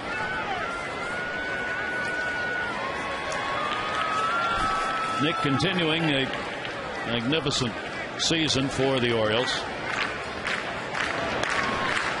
Pops it back, and there'll be no play. I was wondering today, I asked a couple of scouts, is there any other player in Major League Baseball perhaps as unrecognized for quality of play as Nick Markakis? Not by players, but by fans. Just because the Orioles do not get much national publicity of any kind, Nick just kind of is always under the radar unless you watch him play or play against him. Well, again, they have that silly rule where, for the Gold Gloves, and it should change. A lot of times they pick center fielders. I don't know of a better right fielder. I don't think so. At least, especially over the last 4 or 5 years, yet never won a Gold Glove. Tremendous consistency at the plate. I mean, he was not to take anything away from Adam Jones, who won the Gold Glove last year, but he was a better right fielder than Adam was the center fielder. I agree. Because he played it at such a high level, and he has again this year. Yep. Here is Ty Wigginton. Wigginton, a strikeout victim, his first time up, and the pitch will be taken away for a ball. Ty's name continues to be bandied about in the trade rumor columns as teams do their searching, and scouts are everywhere looking to help their ball clubs who are in contention. Yeah, the power numbers have gone down considerably. 13 of the 14 home runs in April and May, as is the average, but it's been a grind. I don't know if any of the teams that would acquire Ty would play him on an everyday basis. Might be a platoon guy. They talked about that even in Texas. Chris Davis, when they made the Cliff Lee trade, Justin Smoke left. He was playing almost every day at first. They brought up Davis from the minor leagues so he could go down in platoon. The Rangers with a substantial lead and want to hold that in the American League West. It's tied for 21st in homers now. That's a fair ball down the line. Wigginton will make the turn. He'll go into second base standing up with a double. So the scouts like the fact that right there, number one, he's been struggling, 15th double of the season, as you see. He worked the count into his favor and then rips it right over the bag because he doesn't miss the fastball. But what's happened is you really don't have anybody hitting hot in front of him other than Markakis. They just try to get him out with breaking balls. He gets a fastball and doubles. So Luke is on at second base. Luke Scott is up. Wigginton is on. The Orioles get a chance here to get a run in. Only their second hit off Wade Davis. Only one away. Scott grounded out his first time up. And here's Luke's chance at an RBI. Defense will give Wigginton plenty of room to get a big lead at second base. And Scott will take the pitch on the inside corner for a strike. Orioles trailing here 8-0 after a big 7-run 4-hit third inning. Giving Wade Davis looking for his 7th win of the year. He's 6-9. A very big cushion to work with. He has walked none and struck out one. Here's the 0-1 delivered to Scott. It's going to be away. Yeah, and that 8-run cushion, or if it was 5 runs, whatever, allows him to not really worry about Wigginton. Not that you want to give up a run, but just concentrate on the hitter.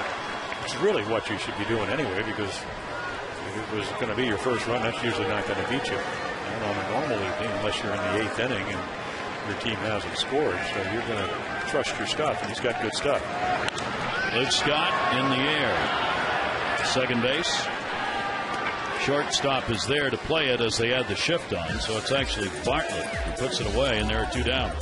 Tonight's Maryland Lottery Hit It Here fan of the game, David Lutz from Roanoke, Virginia.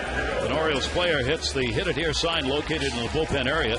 David, you get $100,000. To find out more about how you can become a fan of the game, visit mdlottery.com/ hit it here. Good luck, David. Yeah, 430 feet. It has to be an Oriole player. Batista got it out there the other night on one hop, but he plays for the wrong team. It's a big sign, but it's a long way. Yes, it is. There are 2 down. Now a 2-out RBI chance for Adam Jones. And a swing and a miss. The Orioles hitting only .211 with runners in scoring position and 2 away. It's just been an ongoing story for the Orioles all year. This runner in scoring position number started out bad, and it hasn't gotten any better. Yeah, I mean, some new faces, but last year they had, what, the second best in the league at 284? This year, yeah. 228. Drought. Jones to right field. Zobrist backing up. He's got room. And he's got it. No runs, 1 hit, no errors, and a base runner left on at second base. Tampa Bay on top, 8-0.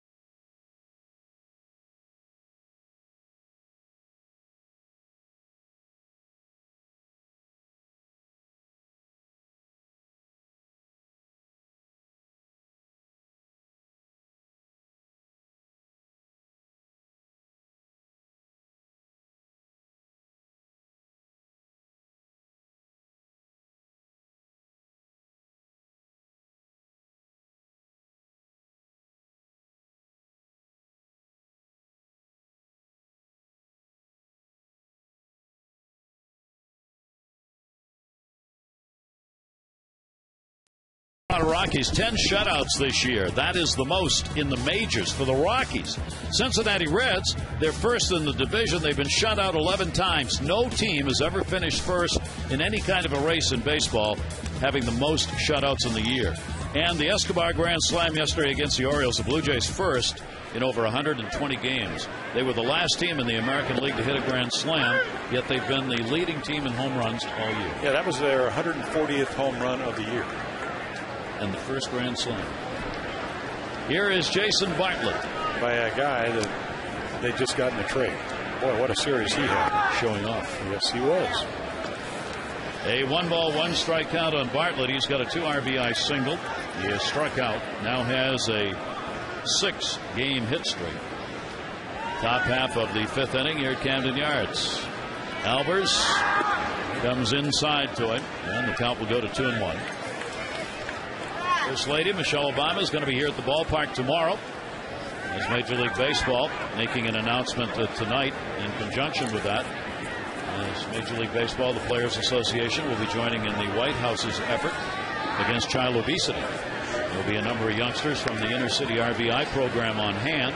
Adam Jones, Matt Wieters, Will Ullman, Lou Montanez, Corey Patterson are going to participate along with Carl Crawford, David Price, James Shields, and B.J. Upton from Tampa Bay putting on a clinic tomorrow morning. 3-1 delivery on the way. That'll be fouled off by Bartlett. First Lady will be on hand for ceremonies in the morning that are not open to the public.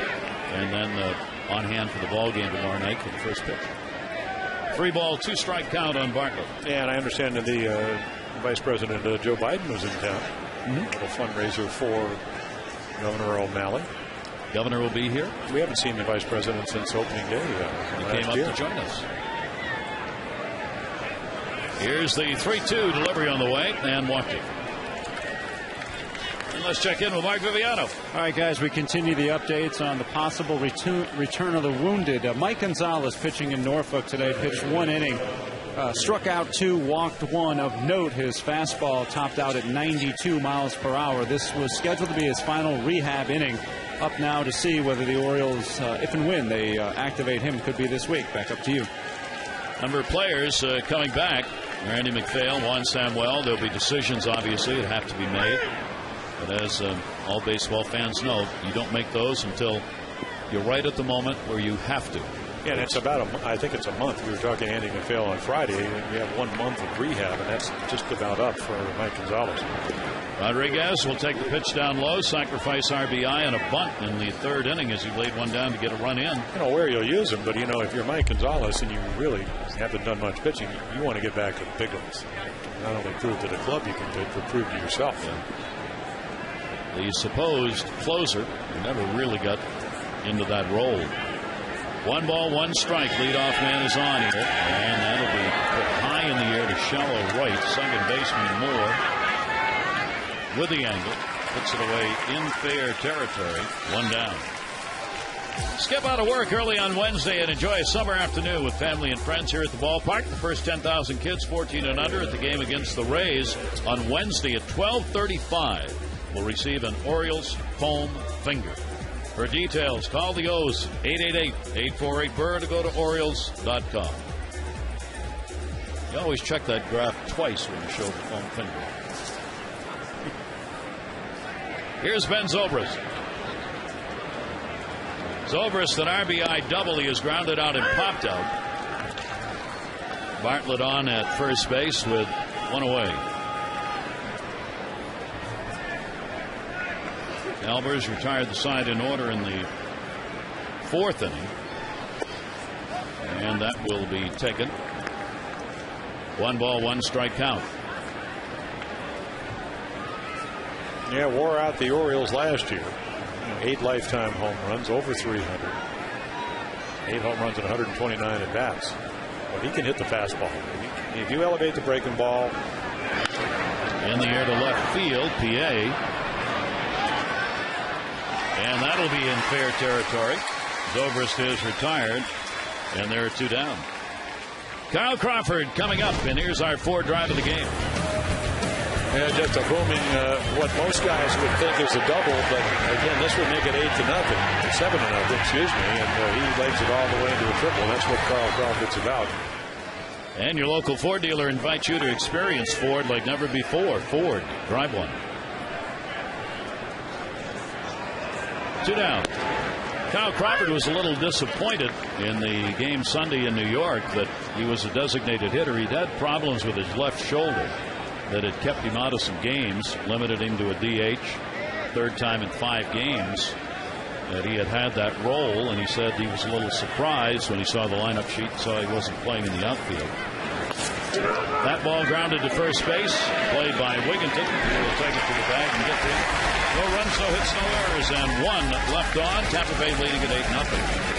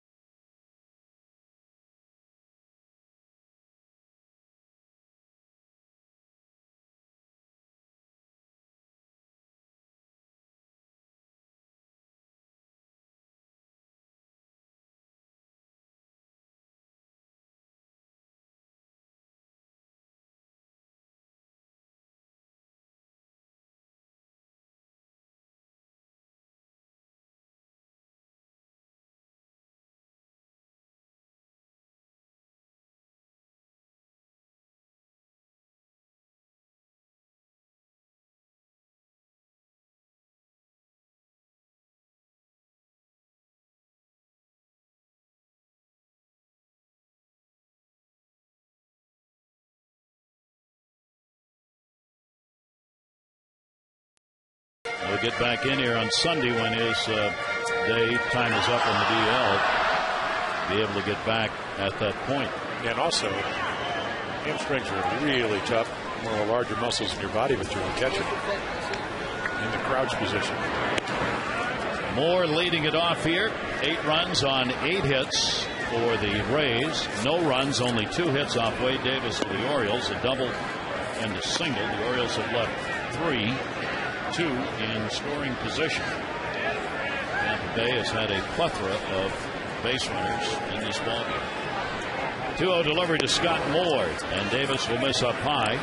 Davis no walks and a strikeout and 1 hit batter so far in the ballgame. Yeah, I was running the numbers. The interesting thing, when he pitched every 5th day, in other words, normal start, he was 5-2. More than that, and this is the case this time, he was 1-6 with a very, very high ERA. So over 6 runs a game, 293 on a regular turn. So again, the 8 runs makes it even easier tonight because maybe even though he's pitched well, they didn't expect him to be at his best because of the extra rest. So Davis gives up a leadoff walk here in the bottom half of the 5th inning, and Tatum, who has one of the 2 hits, a single, will stand in. The other a double by Wigginton. Both were stranded at second base. Ultimately, in the innings, they got those hits. Nobody out here. Tatum will take the fastball, and it is a strike. Davis is coming off a victory over Cleveland, where he gave up 2 runs, 4 hits over 7 innings back on July 8th. He averages almost 18 pitches an inning, which is 3rd most in the majors at 17.7.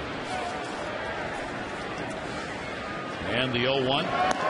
Swung out and missed, buried that one in, and a 2-strike count. And I think what you talked about, the fact that he is a fly ball pitcher. I mean, there was a 2-seamer with good sink there, but he pitches up in his zone well. Like the Orioles started, Chris Tillman works better out of the stretch if the numbers are telling the truth. Well, they're both tall guys. You know, he's Wade Davis is 6'5", was 6'6", an inch taller. The 0-2 delivery on the way to him, and that's going to be in the gap right center field. Zobrist to cut it off does. Play is going to be into second base, and the Orioles are rally going here in the 5th. Cover the corners with nobody out. Another good approach by Craig Tatum. Will get the runners from 1st to 3rd. Hit a fastball into right. This is going to be a slider. 0-2, trying to finish it off. You can see, hangs up in the zone, and he just goes with it. And that's what he's got to do. He doesn't hit for a lot of extra base power, Craig Tatum. You might see a little bit more pop as he gets regular at bats because Wieters is out. So now is Turris. The RBI chance. Tatum getting on. He's got 2 singles in the ballgame. His Turris was hit by a pitch. His first time up by Davis. And that one will be popped up, no play. We talk about the numbers. Davis with runners on, opponents are 217 against him.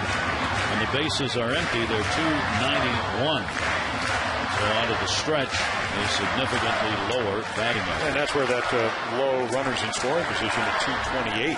That wasn't low in the month of June, where they were 10 for 27, but the other 3 months. But again, it's Turris. Got to be more patient. Up and in, you swing at the first pitch. Can't possibly be looking there.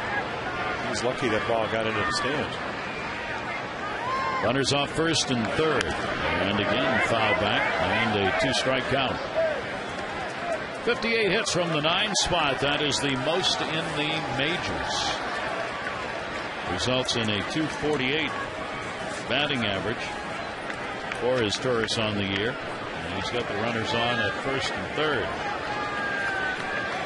Wade Davis is looking for a strikeout. Razor wants to keep it going. Tailed away, and a 1-ball, 2-strike count. Pretty efficient tonight, even though there's nobody out here in the 5th. Only 62 pitches. Will Madden watching his young starter make his 24th major league start. Last year, 2-2, 6 games. Slow roller, and it will go foul.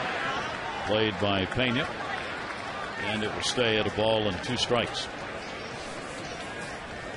I still remember when George Will, many years ago, I don't know, back in the early 90s, when He wrote the book Men at Work, and he was talking about, I think he was talking to Tony La Russa about critical times for pitchers, especially young pitchers, and this is one of them. Substantial lead, you need to go 5 to get the win. I think another thing is when you come out of the bullpen, how can you acclimate yourself?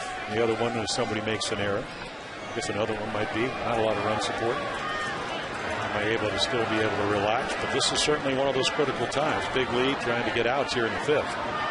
1-2 delivery on the way as Torres almost took his head off. Base hit.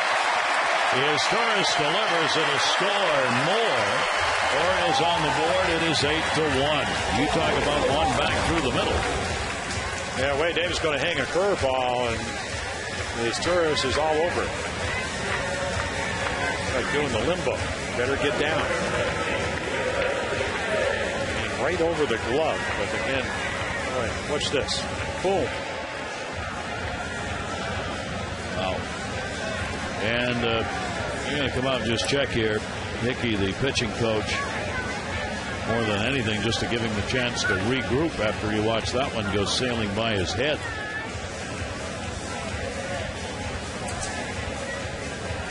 This is going to be an angle to give you an idea. Now you're what, about 54 feet away, right between the glove and the chin.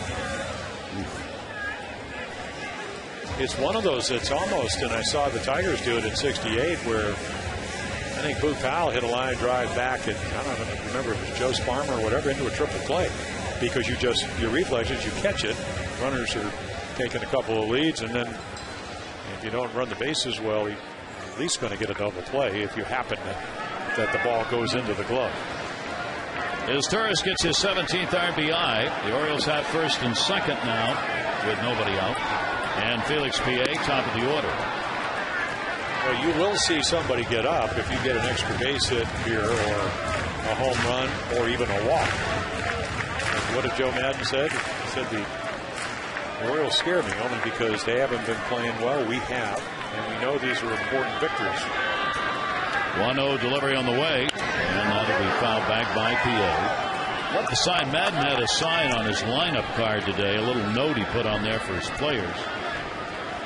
Said if we win, it's a good day. If we lose, it's a bad day.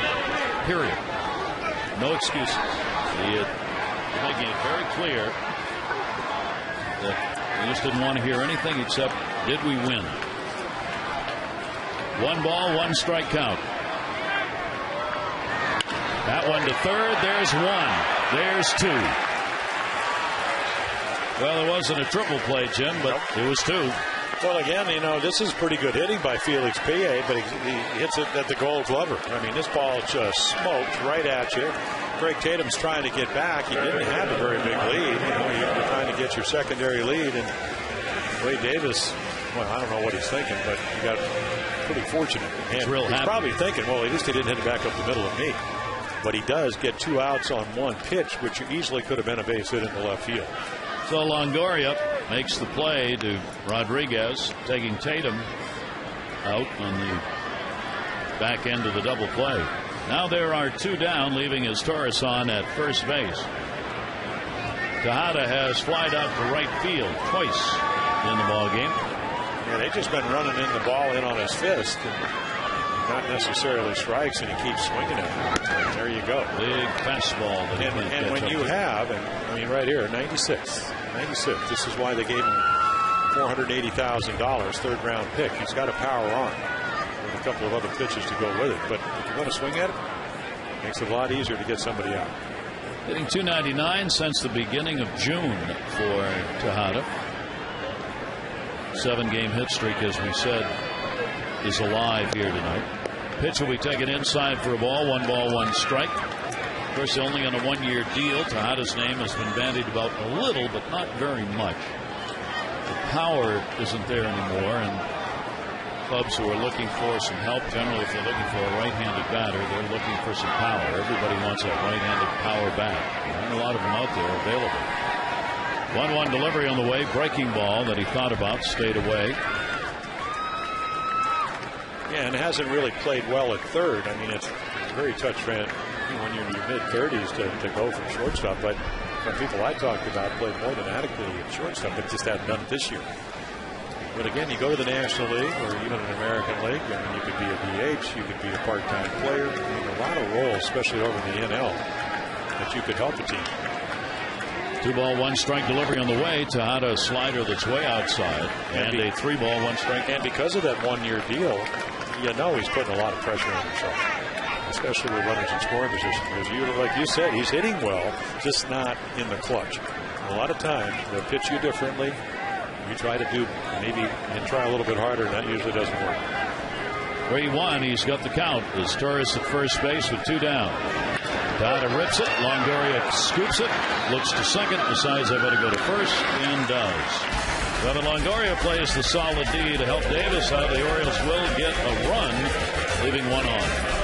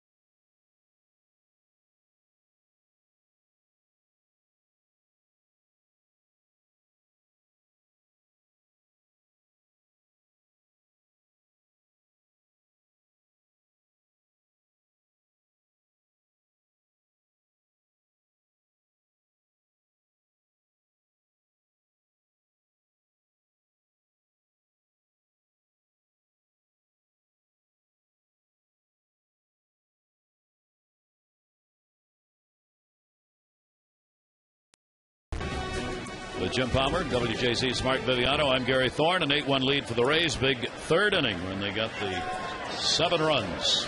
And Evan Longoria has contributed in all kinds of ways in this game. He's 3 for 3. Runs scored, RBI, and a stolen base. Evan Longoria tonight has gotten it all done. Hey, you know, he flicked one into right, stole his 14th steal. Base hit up the middle.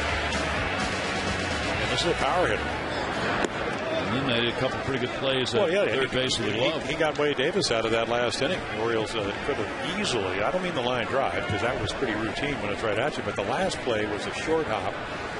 And you get an illustration of, again, a #1 guy that just rushed to the big league because he was a college player. And he can beat you so many different ways. Longoria off Matt Albers. That is taken on the swinging strike, and it goes to 2-1. Well, there it is, and you know, a lot of big hits.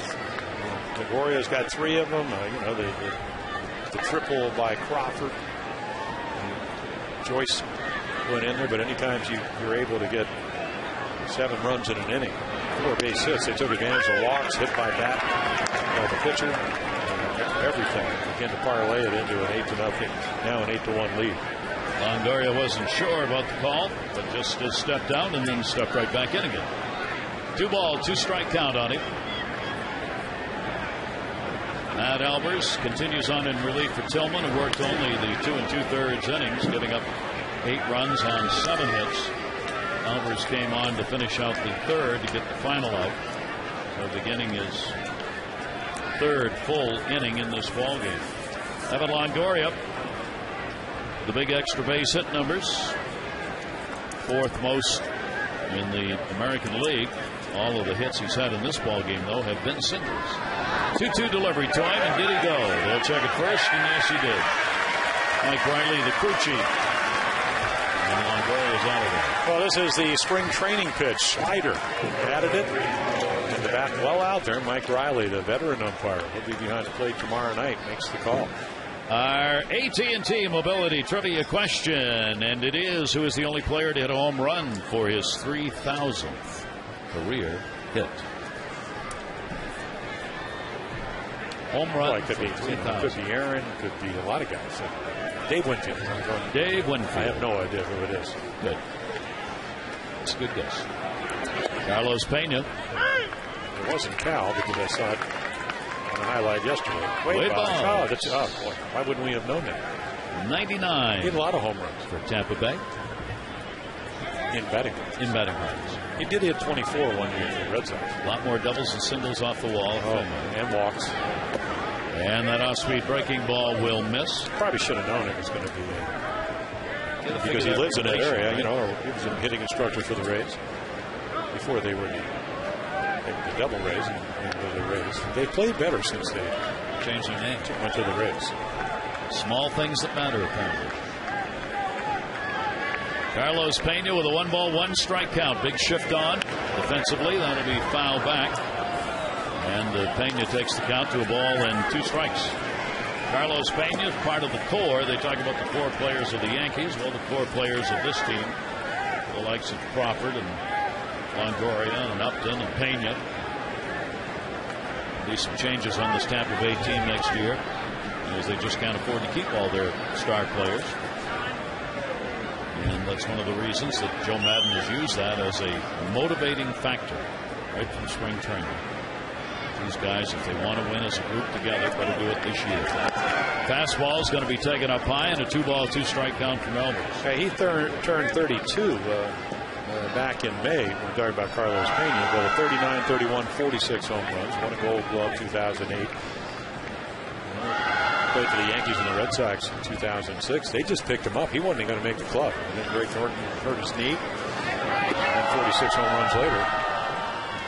They can afford to have him in this lineup. I mean that in the sense that he is a power hitter. That's what he does. That's what he gets paid for. He does draw a lot of walks, so the on-base percentage is there. But they've got enough hitters in this lineup. They can afford to take his strikeouts, have him in the lineup. He delivers enough RBIs and homers. And he's a Gold Glove first baseman. Yeah, he's great first baseman. And that helps your pitching. 3-2 delivery on the way to him and got him on the high strike call. Alvarez has got 4 strikeouts, 2 in a row here in the inning. Well, we talked about that number one, he's going to pitch a lot of innings if he pitches well. I mean, look at the late movement here. You've got all these scouts here salivating because this is Matt Alvarez at his best. Even though the ball's up, it got great movement, and that's why Pena gave up on it. You throw it at him, I'm talking about a left-handed hitter, it runs back and catch the inside portion of the plate. And he's used his slider, and he's used his curveball again. That will bring up Matt Joyce, designated hitter, acquired from the Tigers for Edwin Jackson. This is just his 6th pro season.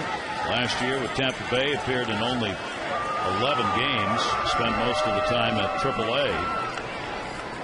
0-1 delivery to him, and that is taken outside. Joyce has a big 2 RBI or an RBI double in this game, and he has struck out and lined out. Alvarez looking for his second 1-2-3 inning. Breaking ball off speed will miss, and the count goes to 2-1.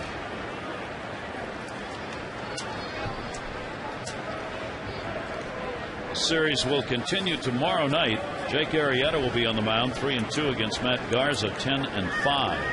Yeah, 8-1 the day game. Excuse me, 8-1 against the Orioles. That'll be fouled off again. The Wednesday, remember, that's a day game at 12:35 with Brad Bergeson against James Shields scheduled to start. 2-ball, 2-strike count on Joyce. Base is empty.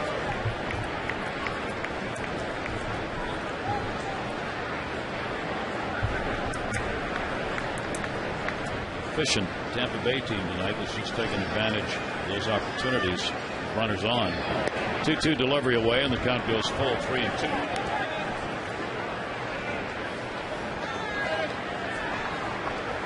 Matt Alvarez perhaps will get another inning to pitch, depending on the pitch count here. Here's the 3-2 delivery, and it came inside. Well, so very hot evening, and they do want to protect him. You know, the labrum problem a couple of years ago. So again, the longest stint down in Texas a week before last, right before the All-Star break, 3 innings. And then also it's a good time because you need to get some of your other guys a little bit of work. And when if you're on the road trailing 8-1 and you're not going to come back and win this game, then you only have to play really 8 innings. Here at home, somebody's going to have to get 27 outs tonight. Jay Soa, the catcher, 2 walks, 2 runs scored, and he is grounded out. A 1-0 count to him. Hitting at .271, 3 home runs. 30 RBIs for him. Runner at first base, Joyce. And the breaking ball will miss down low, and Elbers may be getting close to the bottom of the tank. Our fan of the game is presented by the Green Turtle, your family fun place where kids eat free this summer. Find your location at greenturtle.com. Young man having a quality snack as he intently watches the game. Warm as it is, you don't want to take too long and linger. It will be melted. Drink it. 2-0 delivery on the way. Joyce with a big cut and a 2-ball 1-strike count. And there's Rick Kranos. You can see his right arm. Royal pitching coach. I'm actually talking to Alan Dunn now in the bullpen. That last walk may have cost Albers a chance to pitch another inning. Well, what you liked is that Greg Tatum went back out there and said, okay, hey, if you're getting a little bit tired, if you're a sinker baller, let's try to throw the ball a little bit more from the middle of the plate. Just let it sink. And it worked on 2-0. 3-ball 1-strike count. Jaso with the hitter's count. Breaks his bat on the fly ball to right. Nick Markakis is there, and he's got it. No runs, no hits, no errors, and 1 left on base. Tampa Bay, a big inning, up 8-1.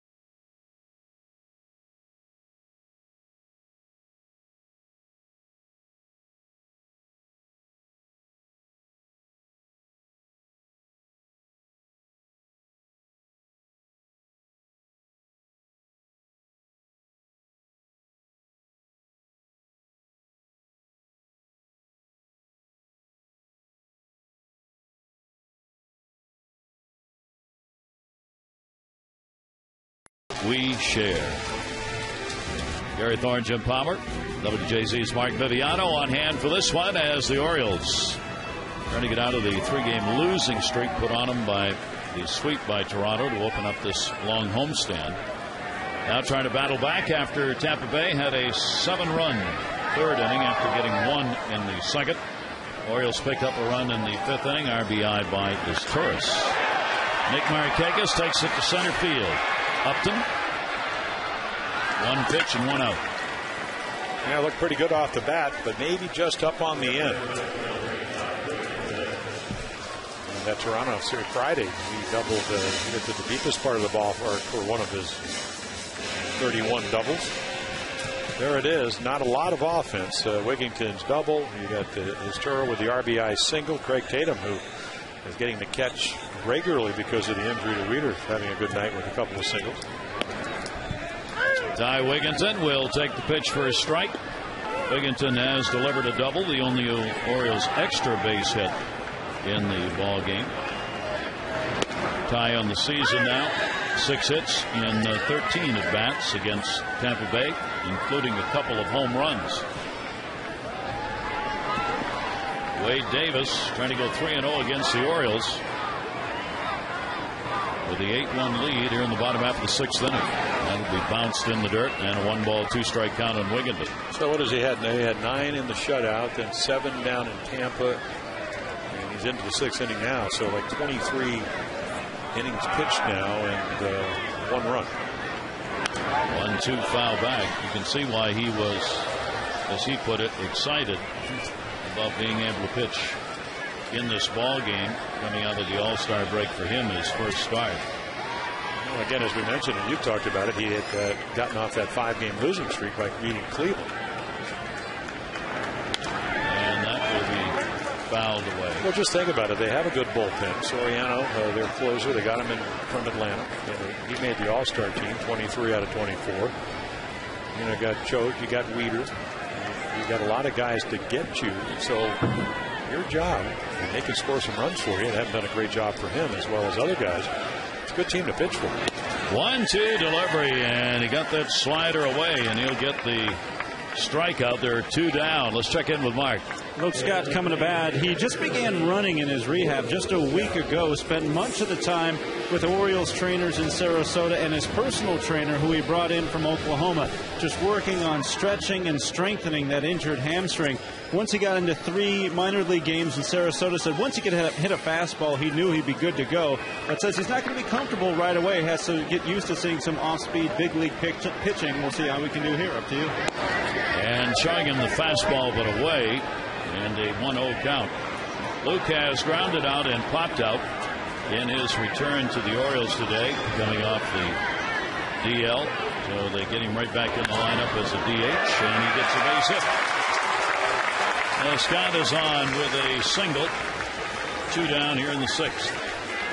On Samuel saying he would be very careful as far as using Scott in any position for a while till he's assured that Luke in fact is ready to go and that hamstring problem has truly gone away. So he'll probably DH a few games before he actually gets into left field. I said hamstring 100%. Not quite. Yeah. He'll take it easy running wise. Adam Jones an 0 for 2. He has grounded out and flied out. Orioles get their 5th hit of the ball game. Fouled back by Jones. And we remind you, on Friday, the first 10,000 fans 21 and over will receive a freezable Orioles tankard presented by Guinness. Stay cool during this hot Birdland summer with a fun night at Orioles baseball. For tickets, 888-848-BIRD. Go to Orioles.com. 91 when we started the ball game, temperature-wise, and up into the mid-90s or more, depending on where you were around O's land today. 0-1 delivery to Jones, a chopper to short. Going to force at second base. Bartlett to Rodriguez. No runs, 1 hit, no errors, and 1 left on base. 6 complete at Camden Yards.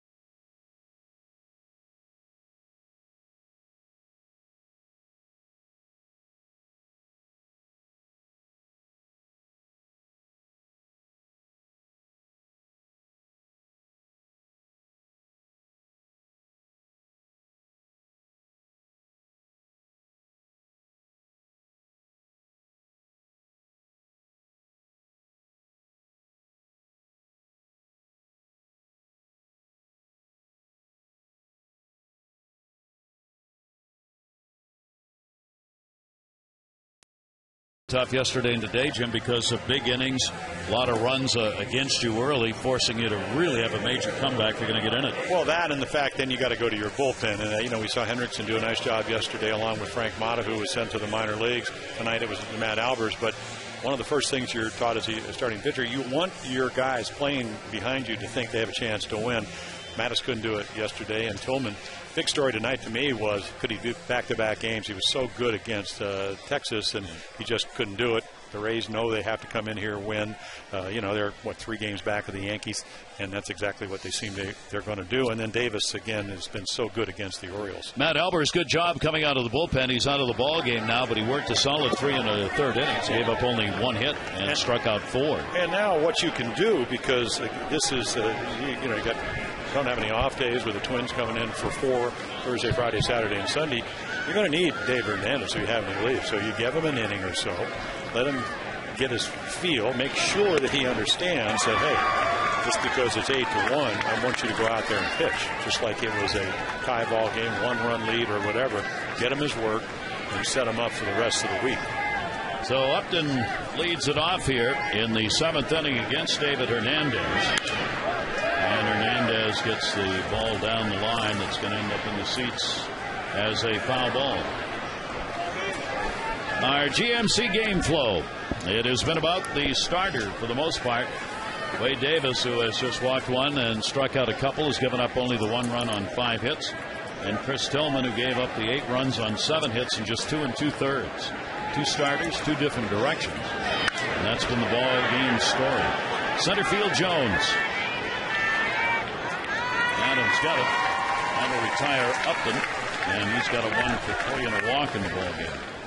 1 down here in the 7th inning. Bartlett coming up. He's contributed with a 2 RBI single. He has struck out. He's drawn a walk. He now has a 6-game hit streak going. David Hernandez working against Bartlett with 1 down. Hernandez has certainly found his spot. That's going to be a base hit into left field, so a 2-hit ball game for Bartlett. Hernandez as a starter just struggled. As a reliever, 17 games. Just 2 runs in 3 games since the move, and his strikeout to walk ratio went from .96 as a starter to 3.83 as a reliever. Boy, he can come in and go Powder River because he has a good breaking ball, but we saw him throw close to 100 miles per hour on a couple of occasions, especially out in San Francisco. Breaking ball, a good one. Yeah, it really was. And of course, after the game, I said, "Where was that when you started?" He said, "I didn't know I had it." So, whether it was adrenaline or the fact you only have to get a guy out 1 time, a lot different than starting, which worked. John Rodriguez, the 0-1 delivery to him, way out in front of the off-speed. Well, you're seeing a guy again that Rick Grannis, the Oriole pitching coach, when he first saw him 2 springs ago, he said, "I really think his future, and we're going to start him because we need starters, is in the bullpen." And that's come to fruition, and he's done a terrific job. Runner on with 1 down. 0-2 delivery. Rodriguez went after it. Call made by the home plate umpire, Bill Miller. So a strikeout. Rodriguez is maybe the longest delay from the call of the 3rd strike to actually departing the batter's box. Dick, are you really sure? Do I have to leave? I was waiting. Orioles-Twins game on Saturday, originally scheduled for 4:10, is now going to be a 7:05 game, and the game can be seen locally on MASN 2 HD. The gates to Oriole Park are going to open at 5 for season plan holders, 5:30 for the general public. The tickets, 888-848-BIRD, Orioles.com. I'll give that to you again here in a second. Zobrist up high. That's the game on Saturday. It's going to be a network game. It isn't anymore, so Saturday's game, originally scheduled for 4:10, now will start at 7:05. Season plan holders, gates open at 5. General public admission at 5:30 Saturday. The fastball, Zobrist takes it for a strike. Ben Zobrist, an RBI double, 1 for 4. He hit it right down the left field line, and PA couldn't run it down before it bounced into the stands. They've been the home runs down this year, but again, still driving in runs. He came over in the Aubrey Huff trade. traded Aubrey Huff back in 2006. Houston independent race, trying to get a power bat. He has turned himself into a good player. He can do the switch hitter. He can play the infield. He can play the outfield. He can hit for power. Good everyday hitter and a hard worker. Oh, he really is. Ground ball towards the middle. Moore over will go to first base and will get the out. No runs on one hit, no errors, one left. 7th inning stretch brought to you by Jack Daniels Tennessee Whiskey. Please drink responsibly.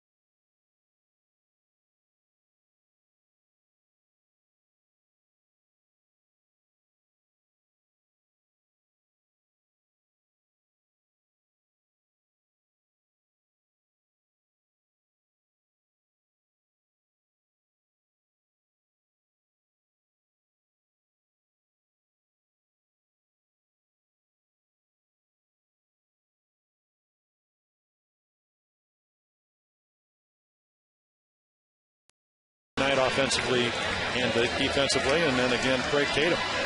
Maybe putting down the wrong side back in the third, but he's had a nice night offensively for the Orioles. That 3rd inning has been it. Get your rally cap on. That looks like a lobster to me. That young man's head. So the Orioles bottom half of the 7th inning. It'll be Moore, Tatum, and his Taurus. Keep in mind this is the same Wade Davis in his lone start here last September 17 for his first major league win in his 3rd major league start. Pitched a 4-hit 3-0 shutout with 10 strikeouts. With 10 strikeouts and 124 pitches. I still remember that game. You think he's going to leave? Only 1 walk, 2 strikeouts. He's just gotten the outs. A lot of fly balls primarily. Moore drew a walk leading off the 5th inning and would score the lone run of the ball game for the Orioles. He is 0 for 1 officially. And that'll be fouled away. And a 1-ball, 2-strike count on Moore. Yeah, a chance to get back in, walked a couple of hits, and then the line drive double play. And then again, Longoria think about, okay, 3 singles, but he made a great play on a smash by Tejada. And then it got Davis back to the bench. Otherwise, the Orioles might have gotten a few more runs. 1-2 delivery, and that will be taken up high. Koji O'Hara now warming up in the bullpen for the Orioles. 2-2 delivery. Moore takes it, and Davis has his 3rd strikeout of the game. 1 away in the bottom of the 7th inning. Craig Tatum coming up. He's had 2 singles, 2 for 2. Got taken out in the line drive double play at second the last time he reached. The Orioles still looking to get a couple of extra base hits going here in the same inning. Generate some runs. 1 down. Davis to Tatum to third base. Longoria. Longoria is becoming the modern day somewhat Brooks Robinson. When you hit it to third base, if it's close, he's probably going to get it. Well, very soft hands and good range. It reminds me, I guess, of the more modern player, Eric Chavez, who won, I think, 6 or 7 Gold Gloves, because it just, they're both tall and they have good range. You think of, Greg Nettles, you think of Buddy Bell, who is a terrific third baseman. They always seem to be able to get the glove on the ground and stay below the hop. Down the line by Taurus. That's the rule for all infielders on ground balls for kids. Get the glove on the ground. You can always bring it up, but you can't get it down if you're holding it up in the air. Stay below the hop. Here's the 0-1 delivery and a ground ball and a big hop. Rodriguez, can he do it again? No. As Torres gets his second hit, so he's been on all 3 times. Hit by a pitch, 2 singles, and an RBI. Again, Rodriguez makes a nice play, but speed prevails here. Comes with 2 down, and it will bring up Felix Pie. Pie lined out, 5-4 double play in the 5th inning. A ball hit hard, but right at Evan Longoria. And actually, it's a big play in the game because the Orioles were trying to get back, and they had a walk and 2 singles to start the inning off. They had 2 on, nobody out when Pie lined it right at Longoria. And the pitch is outside for a ball. Yeah, and it was the 5th inning with Wade Davis trying to get through that inning to qualify for the win. Already a run in. There's another 3-4 feet to the left. It's in the left field. I don't know if he would have scored another run because Tatum had to make sure that the ball cleared Longoria, which it didn't. 1-0 delivery, and that will be taken inside. Up to 94 pitches in the ball game for Davis. We were talking about their bullpen. Overall, their ERA is the best in the American League as a pitching staff. Their starters are 4th among starting pitching. Their relievers are 2nd. Second lowest ERA for an American League bullpen. 2-0 delivery on the way to PA, and a big swing, and he fouls it off. And because of the scoreboard, there's no tension here for Wade Davis. Now, and again, if it's 4-1, 5-1, whatever. Again, there's more import to every pitch as he throws, so the 2-0 count, and PA did have a good swing at it. Because right now, if he gives up a hit, maybe Joe Mann will get the bullpen up, but that's why you like to stay close as you can. Wouldn't pull it off tonight. The 2-1 delivery is grounded into right field. That's going to be a base hit. PA is on. So the Orioles with 2 down get a couple of singles here. 2 on and 2 away. Well, that's what you like to see because he went down, the hitter's count. Not a bad pitch, but he was looking for the fastball. He got it, didn't chase something out of the zone, and he gets himself a base hit. Along the way each year, we take a look at what we have found to be the closest stat as to where teams are in the standings. Starters by the expected starters at the start of the year. Tampa Bay's had the most from the guys they thought would be their regular rotation. Then the Yankees, Orioles, Boston, and Toronto. Kind of surprising. The Orioles with that 75. Tampa Bay and the Yankees. That one towards first base. They were moved that way. Pena's got it. He'll take it to the bag. Tejada's retired. No runs, 2 hits, no errors. And 2 left on base. 7 complete. Camden Yards. Summer night at the ballpark. 8-1 Rays.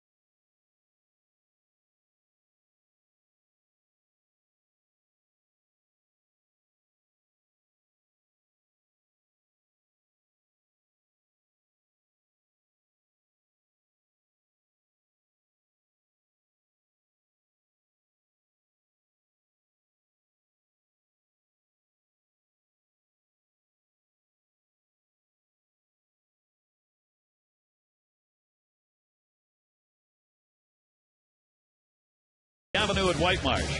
Sports Clips will be trying to set the Guinness Book record for the most haircuts in one day. You'll be able to get a free haircut, $7 donation to Orioles Reach. More details, go to oriolesreach.com. You need to get online and see what time. See, I knew somebody was going to say, the only thing I've heard since I got back here today is, does she need a haircut? Do I need a haircut? Yeah. No, you need more than a haircut. All right. You need them all cut. Well, Koji, he's got the sideburns. You got the long hair. So he comes in, get a little work in. As of late, you can see the numbers a little bit better. Hernandez worked an inning, gave up just one hit, and had a strikeout. Matt Albers 3 in the third, no runs a hit, 2 walks and 4 strikeouts. Hara's first pitch. Crawford takes the ball in the air to left field. Crawford retired, RBI triple and a run scored in the ball game for him. He is 1 for 5. One down in the 8th inning. Evan Longoria and then Carlos Pena do up. Longoria with 3 singles. RBI, run scored, stolen base. And he has struck out.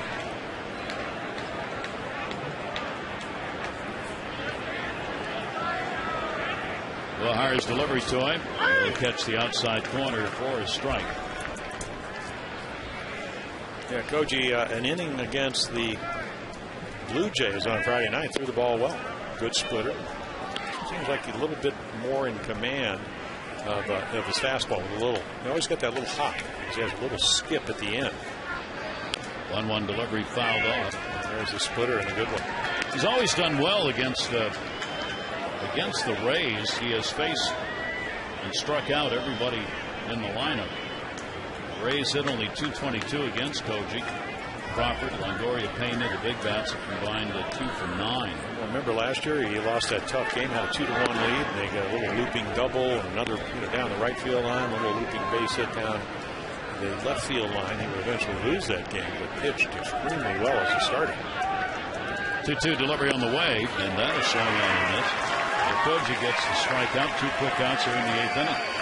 Yeah, I think he just feels better. He's disabled list, hamstring again, elbow problems last year, and again a little bit of extra, good movement, good life away, kept it out of the middle of the plate. Gloria, nothing's going. What was that? I just wanted to foul that off somewhere.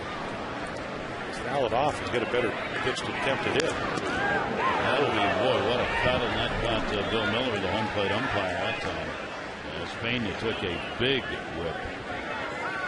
Well, it must have hit him because the bat went straight down. You got the chest protector. It's the inside protector. Ooh. That was directly into the chest protector with the barrel of the bat. There are things that happen in sports like that. If you tried that 1,000,000 times to do it intentionally, you would not be able to do it. You swing a bat and have the barrel go directly back and hit the umpire in the chest. Well, the good thing is it didn't hit him in the shoulder. Yeah. Letting where the protector is. You can see the bottom part of the mask to protect the neck from foul balls and thrown bats, I guess. 0-1 delivery is fouled off, and a 2-strike count on Pena. And even the slider a little sharper tonight for Koji. He really hasn't pitched. Birkin came in to protect the lead on Saturday night. Ended up giving up a single and then a home run to Batista as the Orioles would lose that game 3-2. So I think they envisioned, if he hadn't been hurt, that with leads he'd be the 8th inning guy. Pena with an 0-2 count on him, hitting at just .212, 20 home runs, and he will foul that one away. We go into the post All-Star break. All the teams, of course, having played more than half of the games on the season. A couple of chances for someone to join Kyle Yastrzemski as a Triple Crown winner. Miguel Cabrera certainly has got an opportunity to do that. Josh Hamilton has got an opportunity to do that. Interesting, both American League players, which means there can't be two. You're going to win the Triple Crown in the same league. Can't do it. Off the bat, fouled off, but they both are very high in all 3 departments. Yeah, I still, one year I went up to the Hall of Fame and getting to leave on that Monday, and I'm talking to Stan Musial, who, if he doesn't have a home run rained out, and then he tied for the Triple Crown because he led it in average and RBIs and doubles and singles and triples, but he had a home run rained out, didn't win it because got of that. him. night is getting late. There's a big difference in the score. The strike zone gets, well, you know, a couple of strikeouts for Koji. He has a 1-2-3 inning, and it remains an 8-1 lead.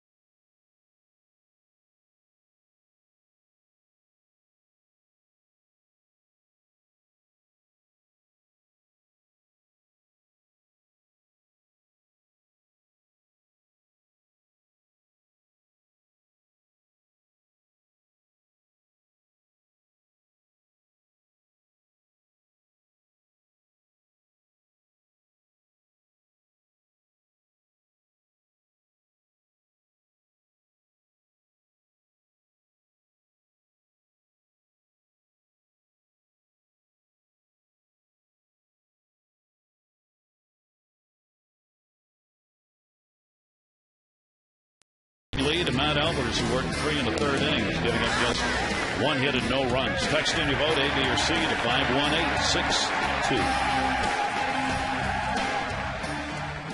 518-6-2. 8-1.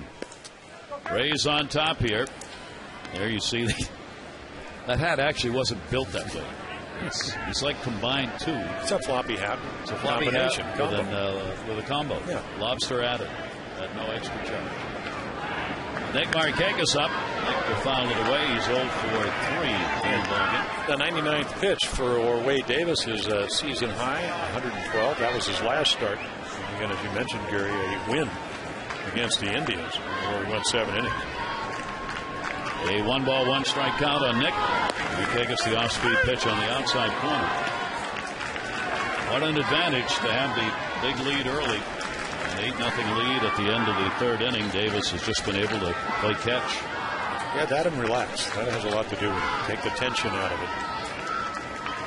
1-ball, 2-strike delivered. Markakis reaching, will foul that one away. I think Nick noticed from right field that the strike zone might have gotten a little bit bigger. That was the emergency hat. Yes. I am not going to take a chance that Bill Miller may call that slider a little bit off the corner of strike. Protect your at bat. 1-ball, 2-strike delivery. Markakis still looking for his first hit off Wade Davis. He's now 0 for 9 in the games against the Tampa Bay right-hander. 2-ball, 2-strike count. That one in the air to center. Up and started back. He's got plenty of time to get in and make the play. 1 away. This copyrighted telecast presented by authority of the Orioles may not be reproduced or retransmitted in any form, and the accounts and descriptions of this game may not be disseminated without the express written consent of the Orioles. Simone up in the bullpen. We talked about getting work for everybody that will make them better in the week, and that's pretty much been the case tonight. Ty Wigginton a double, and he has struck out twice and will foul off the first pitch. Right back here tomorrow night for Game 2. Jake Arrieta on the mound for the Orioles. You will come out to the ballpark and enjoy the ball game. If you can't get here, we'll have it for you. Arrieta's 3-2. Matt Garza 10-5 on the mound for Tampa Bay. Yeah, and you're going to see 2 young pitchers, Garza with more experience, that really have good arms. Jake Arrieta throws a lot like Wade Davis. 2, 3, 4 pitches. He can get it into the mid-90s. There is Matt Garza. Again, 8-1 against the Orioles. 10 wins on the season. They saw him, twice the first, as you mentioned, playing early on. And 2 ball, 1 strike count on Wigginton. And Ty will take the pitch away. Patient. And a 3 ball, 1 strike count. Wigginton with a couple of hits and only 5 at bats off Wade Davis. Davis has just been able to dominate with only the 1 walk and 3 strikeouts. 3-1 delivery. Wigginton to short. Ouch. Still tied. Bartlett up and gets the out. Yeah, that's taking one for the club right there. Again, the MVP his first year in 2008. Last year it was Zobrist. The MVP for the Rays, that is. And right there, just tries to center it. Gets in front of it, though. And the snap throw. There you go. Like a catcher blocking a breaking ball in the dirt. Old school. He's got those socks showing. With all the Tampa Bay colors. You don't see many who wear those anymore. Most have them tied up underneath their heel. I didn't even know they had those stripes. I didn't either. I've never seen anybody. Nobody else shows them on their team do that. There are 2 down. Here's Luke Scott, a single, 1 for 3 in the ball game. Davis a strike on the inside corner. Well, what you like about Wade Davis, obviously, I mean, you've got it into the 8th inning, scattered 7 hits, is to use in all his pitches, and that's what you want with your young guys. Again, he won't turn 25 till later on in the summer. 0-1 delivery, and that'll skip all the way to the backstop. Very effective outing after losing all those games in the month of May. He lost 2, 3, 4, 5. All 5 starts in May he lost. Now, in his defense, June. The only time he pitched badly was he gave up 8 runs against Texas. Fly ball pitcher who has been just that tonight. Zobrist is under it. And a 1-2-3 inning here in the 8th. So we will go to the 9th inning. Make your way to the ballpark on Cal Ripken Way.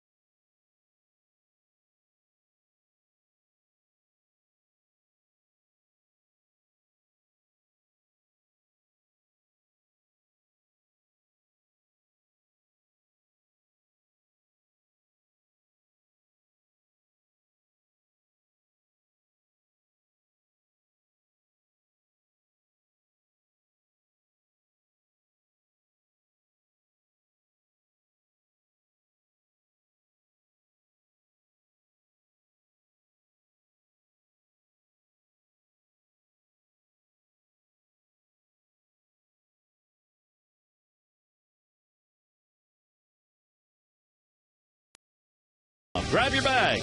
It's on. And by Mitsubishi Lancer. Go to the 9th inning here at Oriole Park at Camden Yards.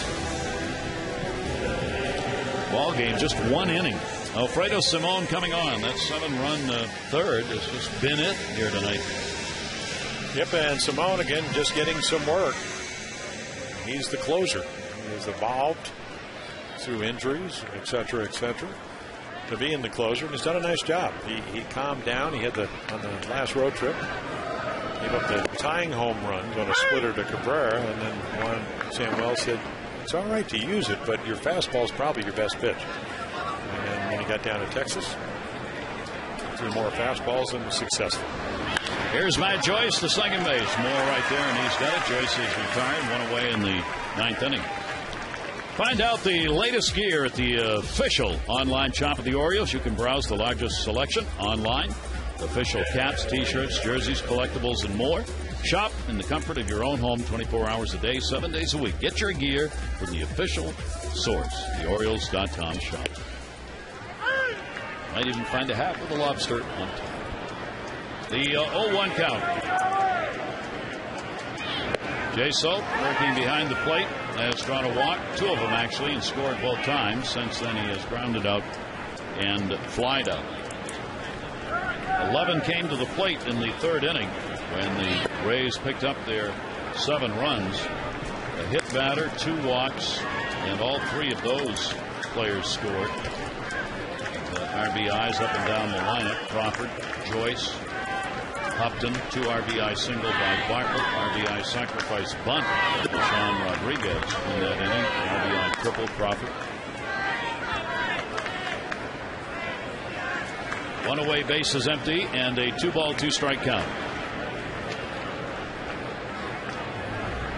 Simone with 1 away, and you'll get the ground ball to Moore. 2 down. Yeah, just think about it. About 14, 15 months ago, the Tommy John surgery for Alfredo, and then he comes back.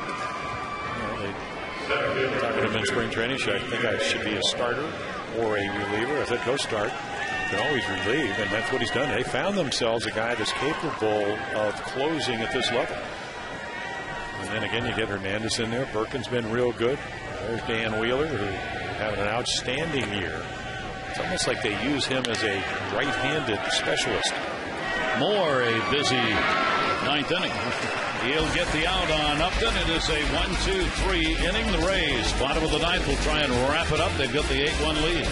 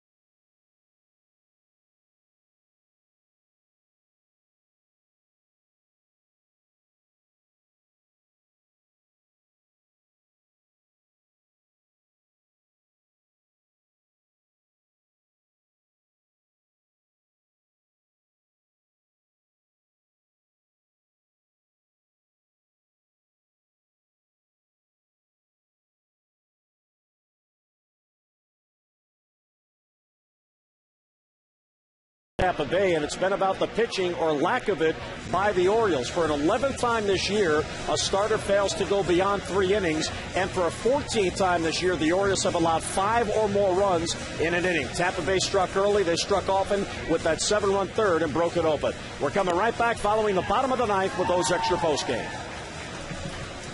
And there you have the 8-9-0 mark for the Rays and 1-7-0 for the Orioles. And that 3rd inning, as we said, has been the ball game. Dan Wheeler will come on for Davis to try and finish it up. Well, just imagine if you're Joe Madden and you manage his club, you bring him in 2 out of the, what are the numbers? 33 out of 28, 2/3 innings when it comes to strikeouts. A little bit less than a hit an inning, but again, he's come in with 21 inherited runners. Only 2 have scored. 9% best in the American League. And I was watching the game, the Yankee Jay game. He came in the other, they got a big out, and then they went to the bullpen. Cormier gave up the game-winning hit against Nick Swisher, but he's done an outstanding job, and he can make some pitches. He's got a great slider.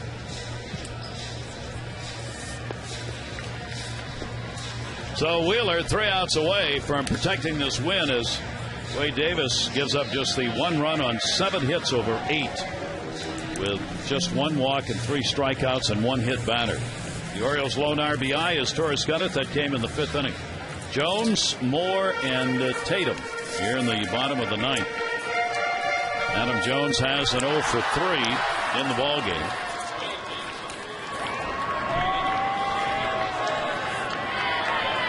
Wheeler's delivery to him will be taken as a strike. WJZ's Mark Viviano is updating us on Brian Roberts. A 2 for 4 tonight Double, 2 runs scored, RBI and Bowie. Bay Sox lead 6-1 through 7 against the Binghamton Mets. Oh gosh, that hit Wheeler. It'll be an out. It'll be 1-3, but is he all right? Sounded like it hit right off his shoe. And that kind of night, you give up 7 runs in the 3rd inning, and then what line drives you're able to hit are at people right on the instep of that landing foot, and then right over to Pena. So Jones, who was 0 for 7, is now 0 for 8, even though it looked like that was going to be a base hit.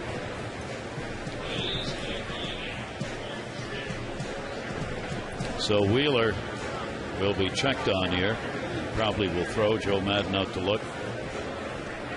That's actually a line drive out. That ball never hit the ground, so it's a line drive 1-3.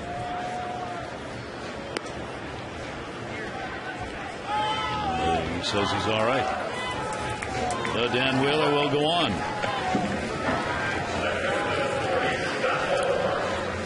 Scott Moore drew a walk in the 5th to start it and would come around on the Historis base hit, score the only run the Orioles have tonight.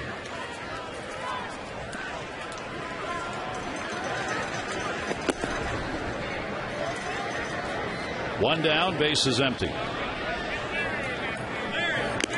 And a foul tip into the mitt. You see exactly where this hit. Ooh, boy, top of the right foot. I thought he got more of the instep. I did too. Went right over to Pena.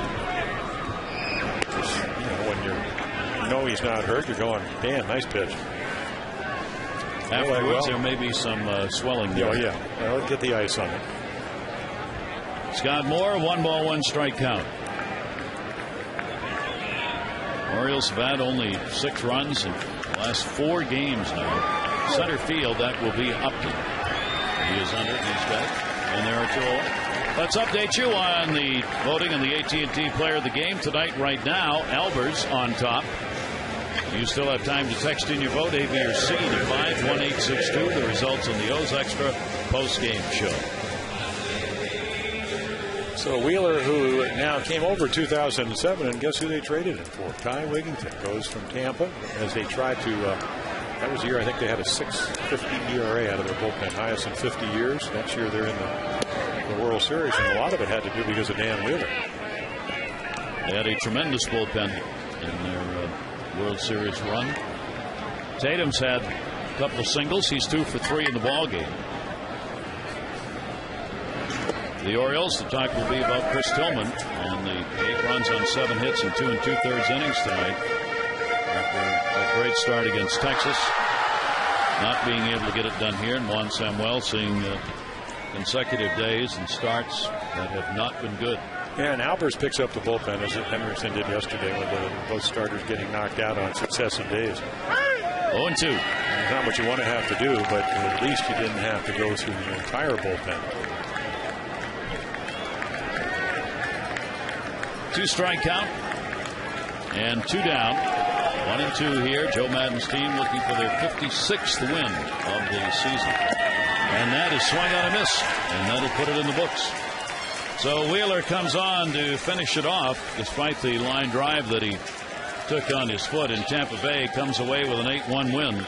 Tillman, the loser, 1-4. Wade Davis, fine performance, is 7-9. Join us again tomorrow. Game 2 of this set against the Rays. Jake Arrieta on the mound against Matt Garza. O's Extra, presented by your local Ford dealer, comes to you at 6:30 on Massa 2 HD, followed by game coverage at 7. For Jim Palmer and WJZ's Mike Viviano, I'm Gary Thorne. Thanks for joining us, everybody. We bid you adieu as the Rays come away with an 8-1 win. This has been a massive presentation. O's Extra, and a look back at that big 3rd inning for the Rays. Coming up next.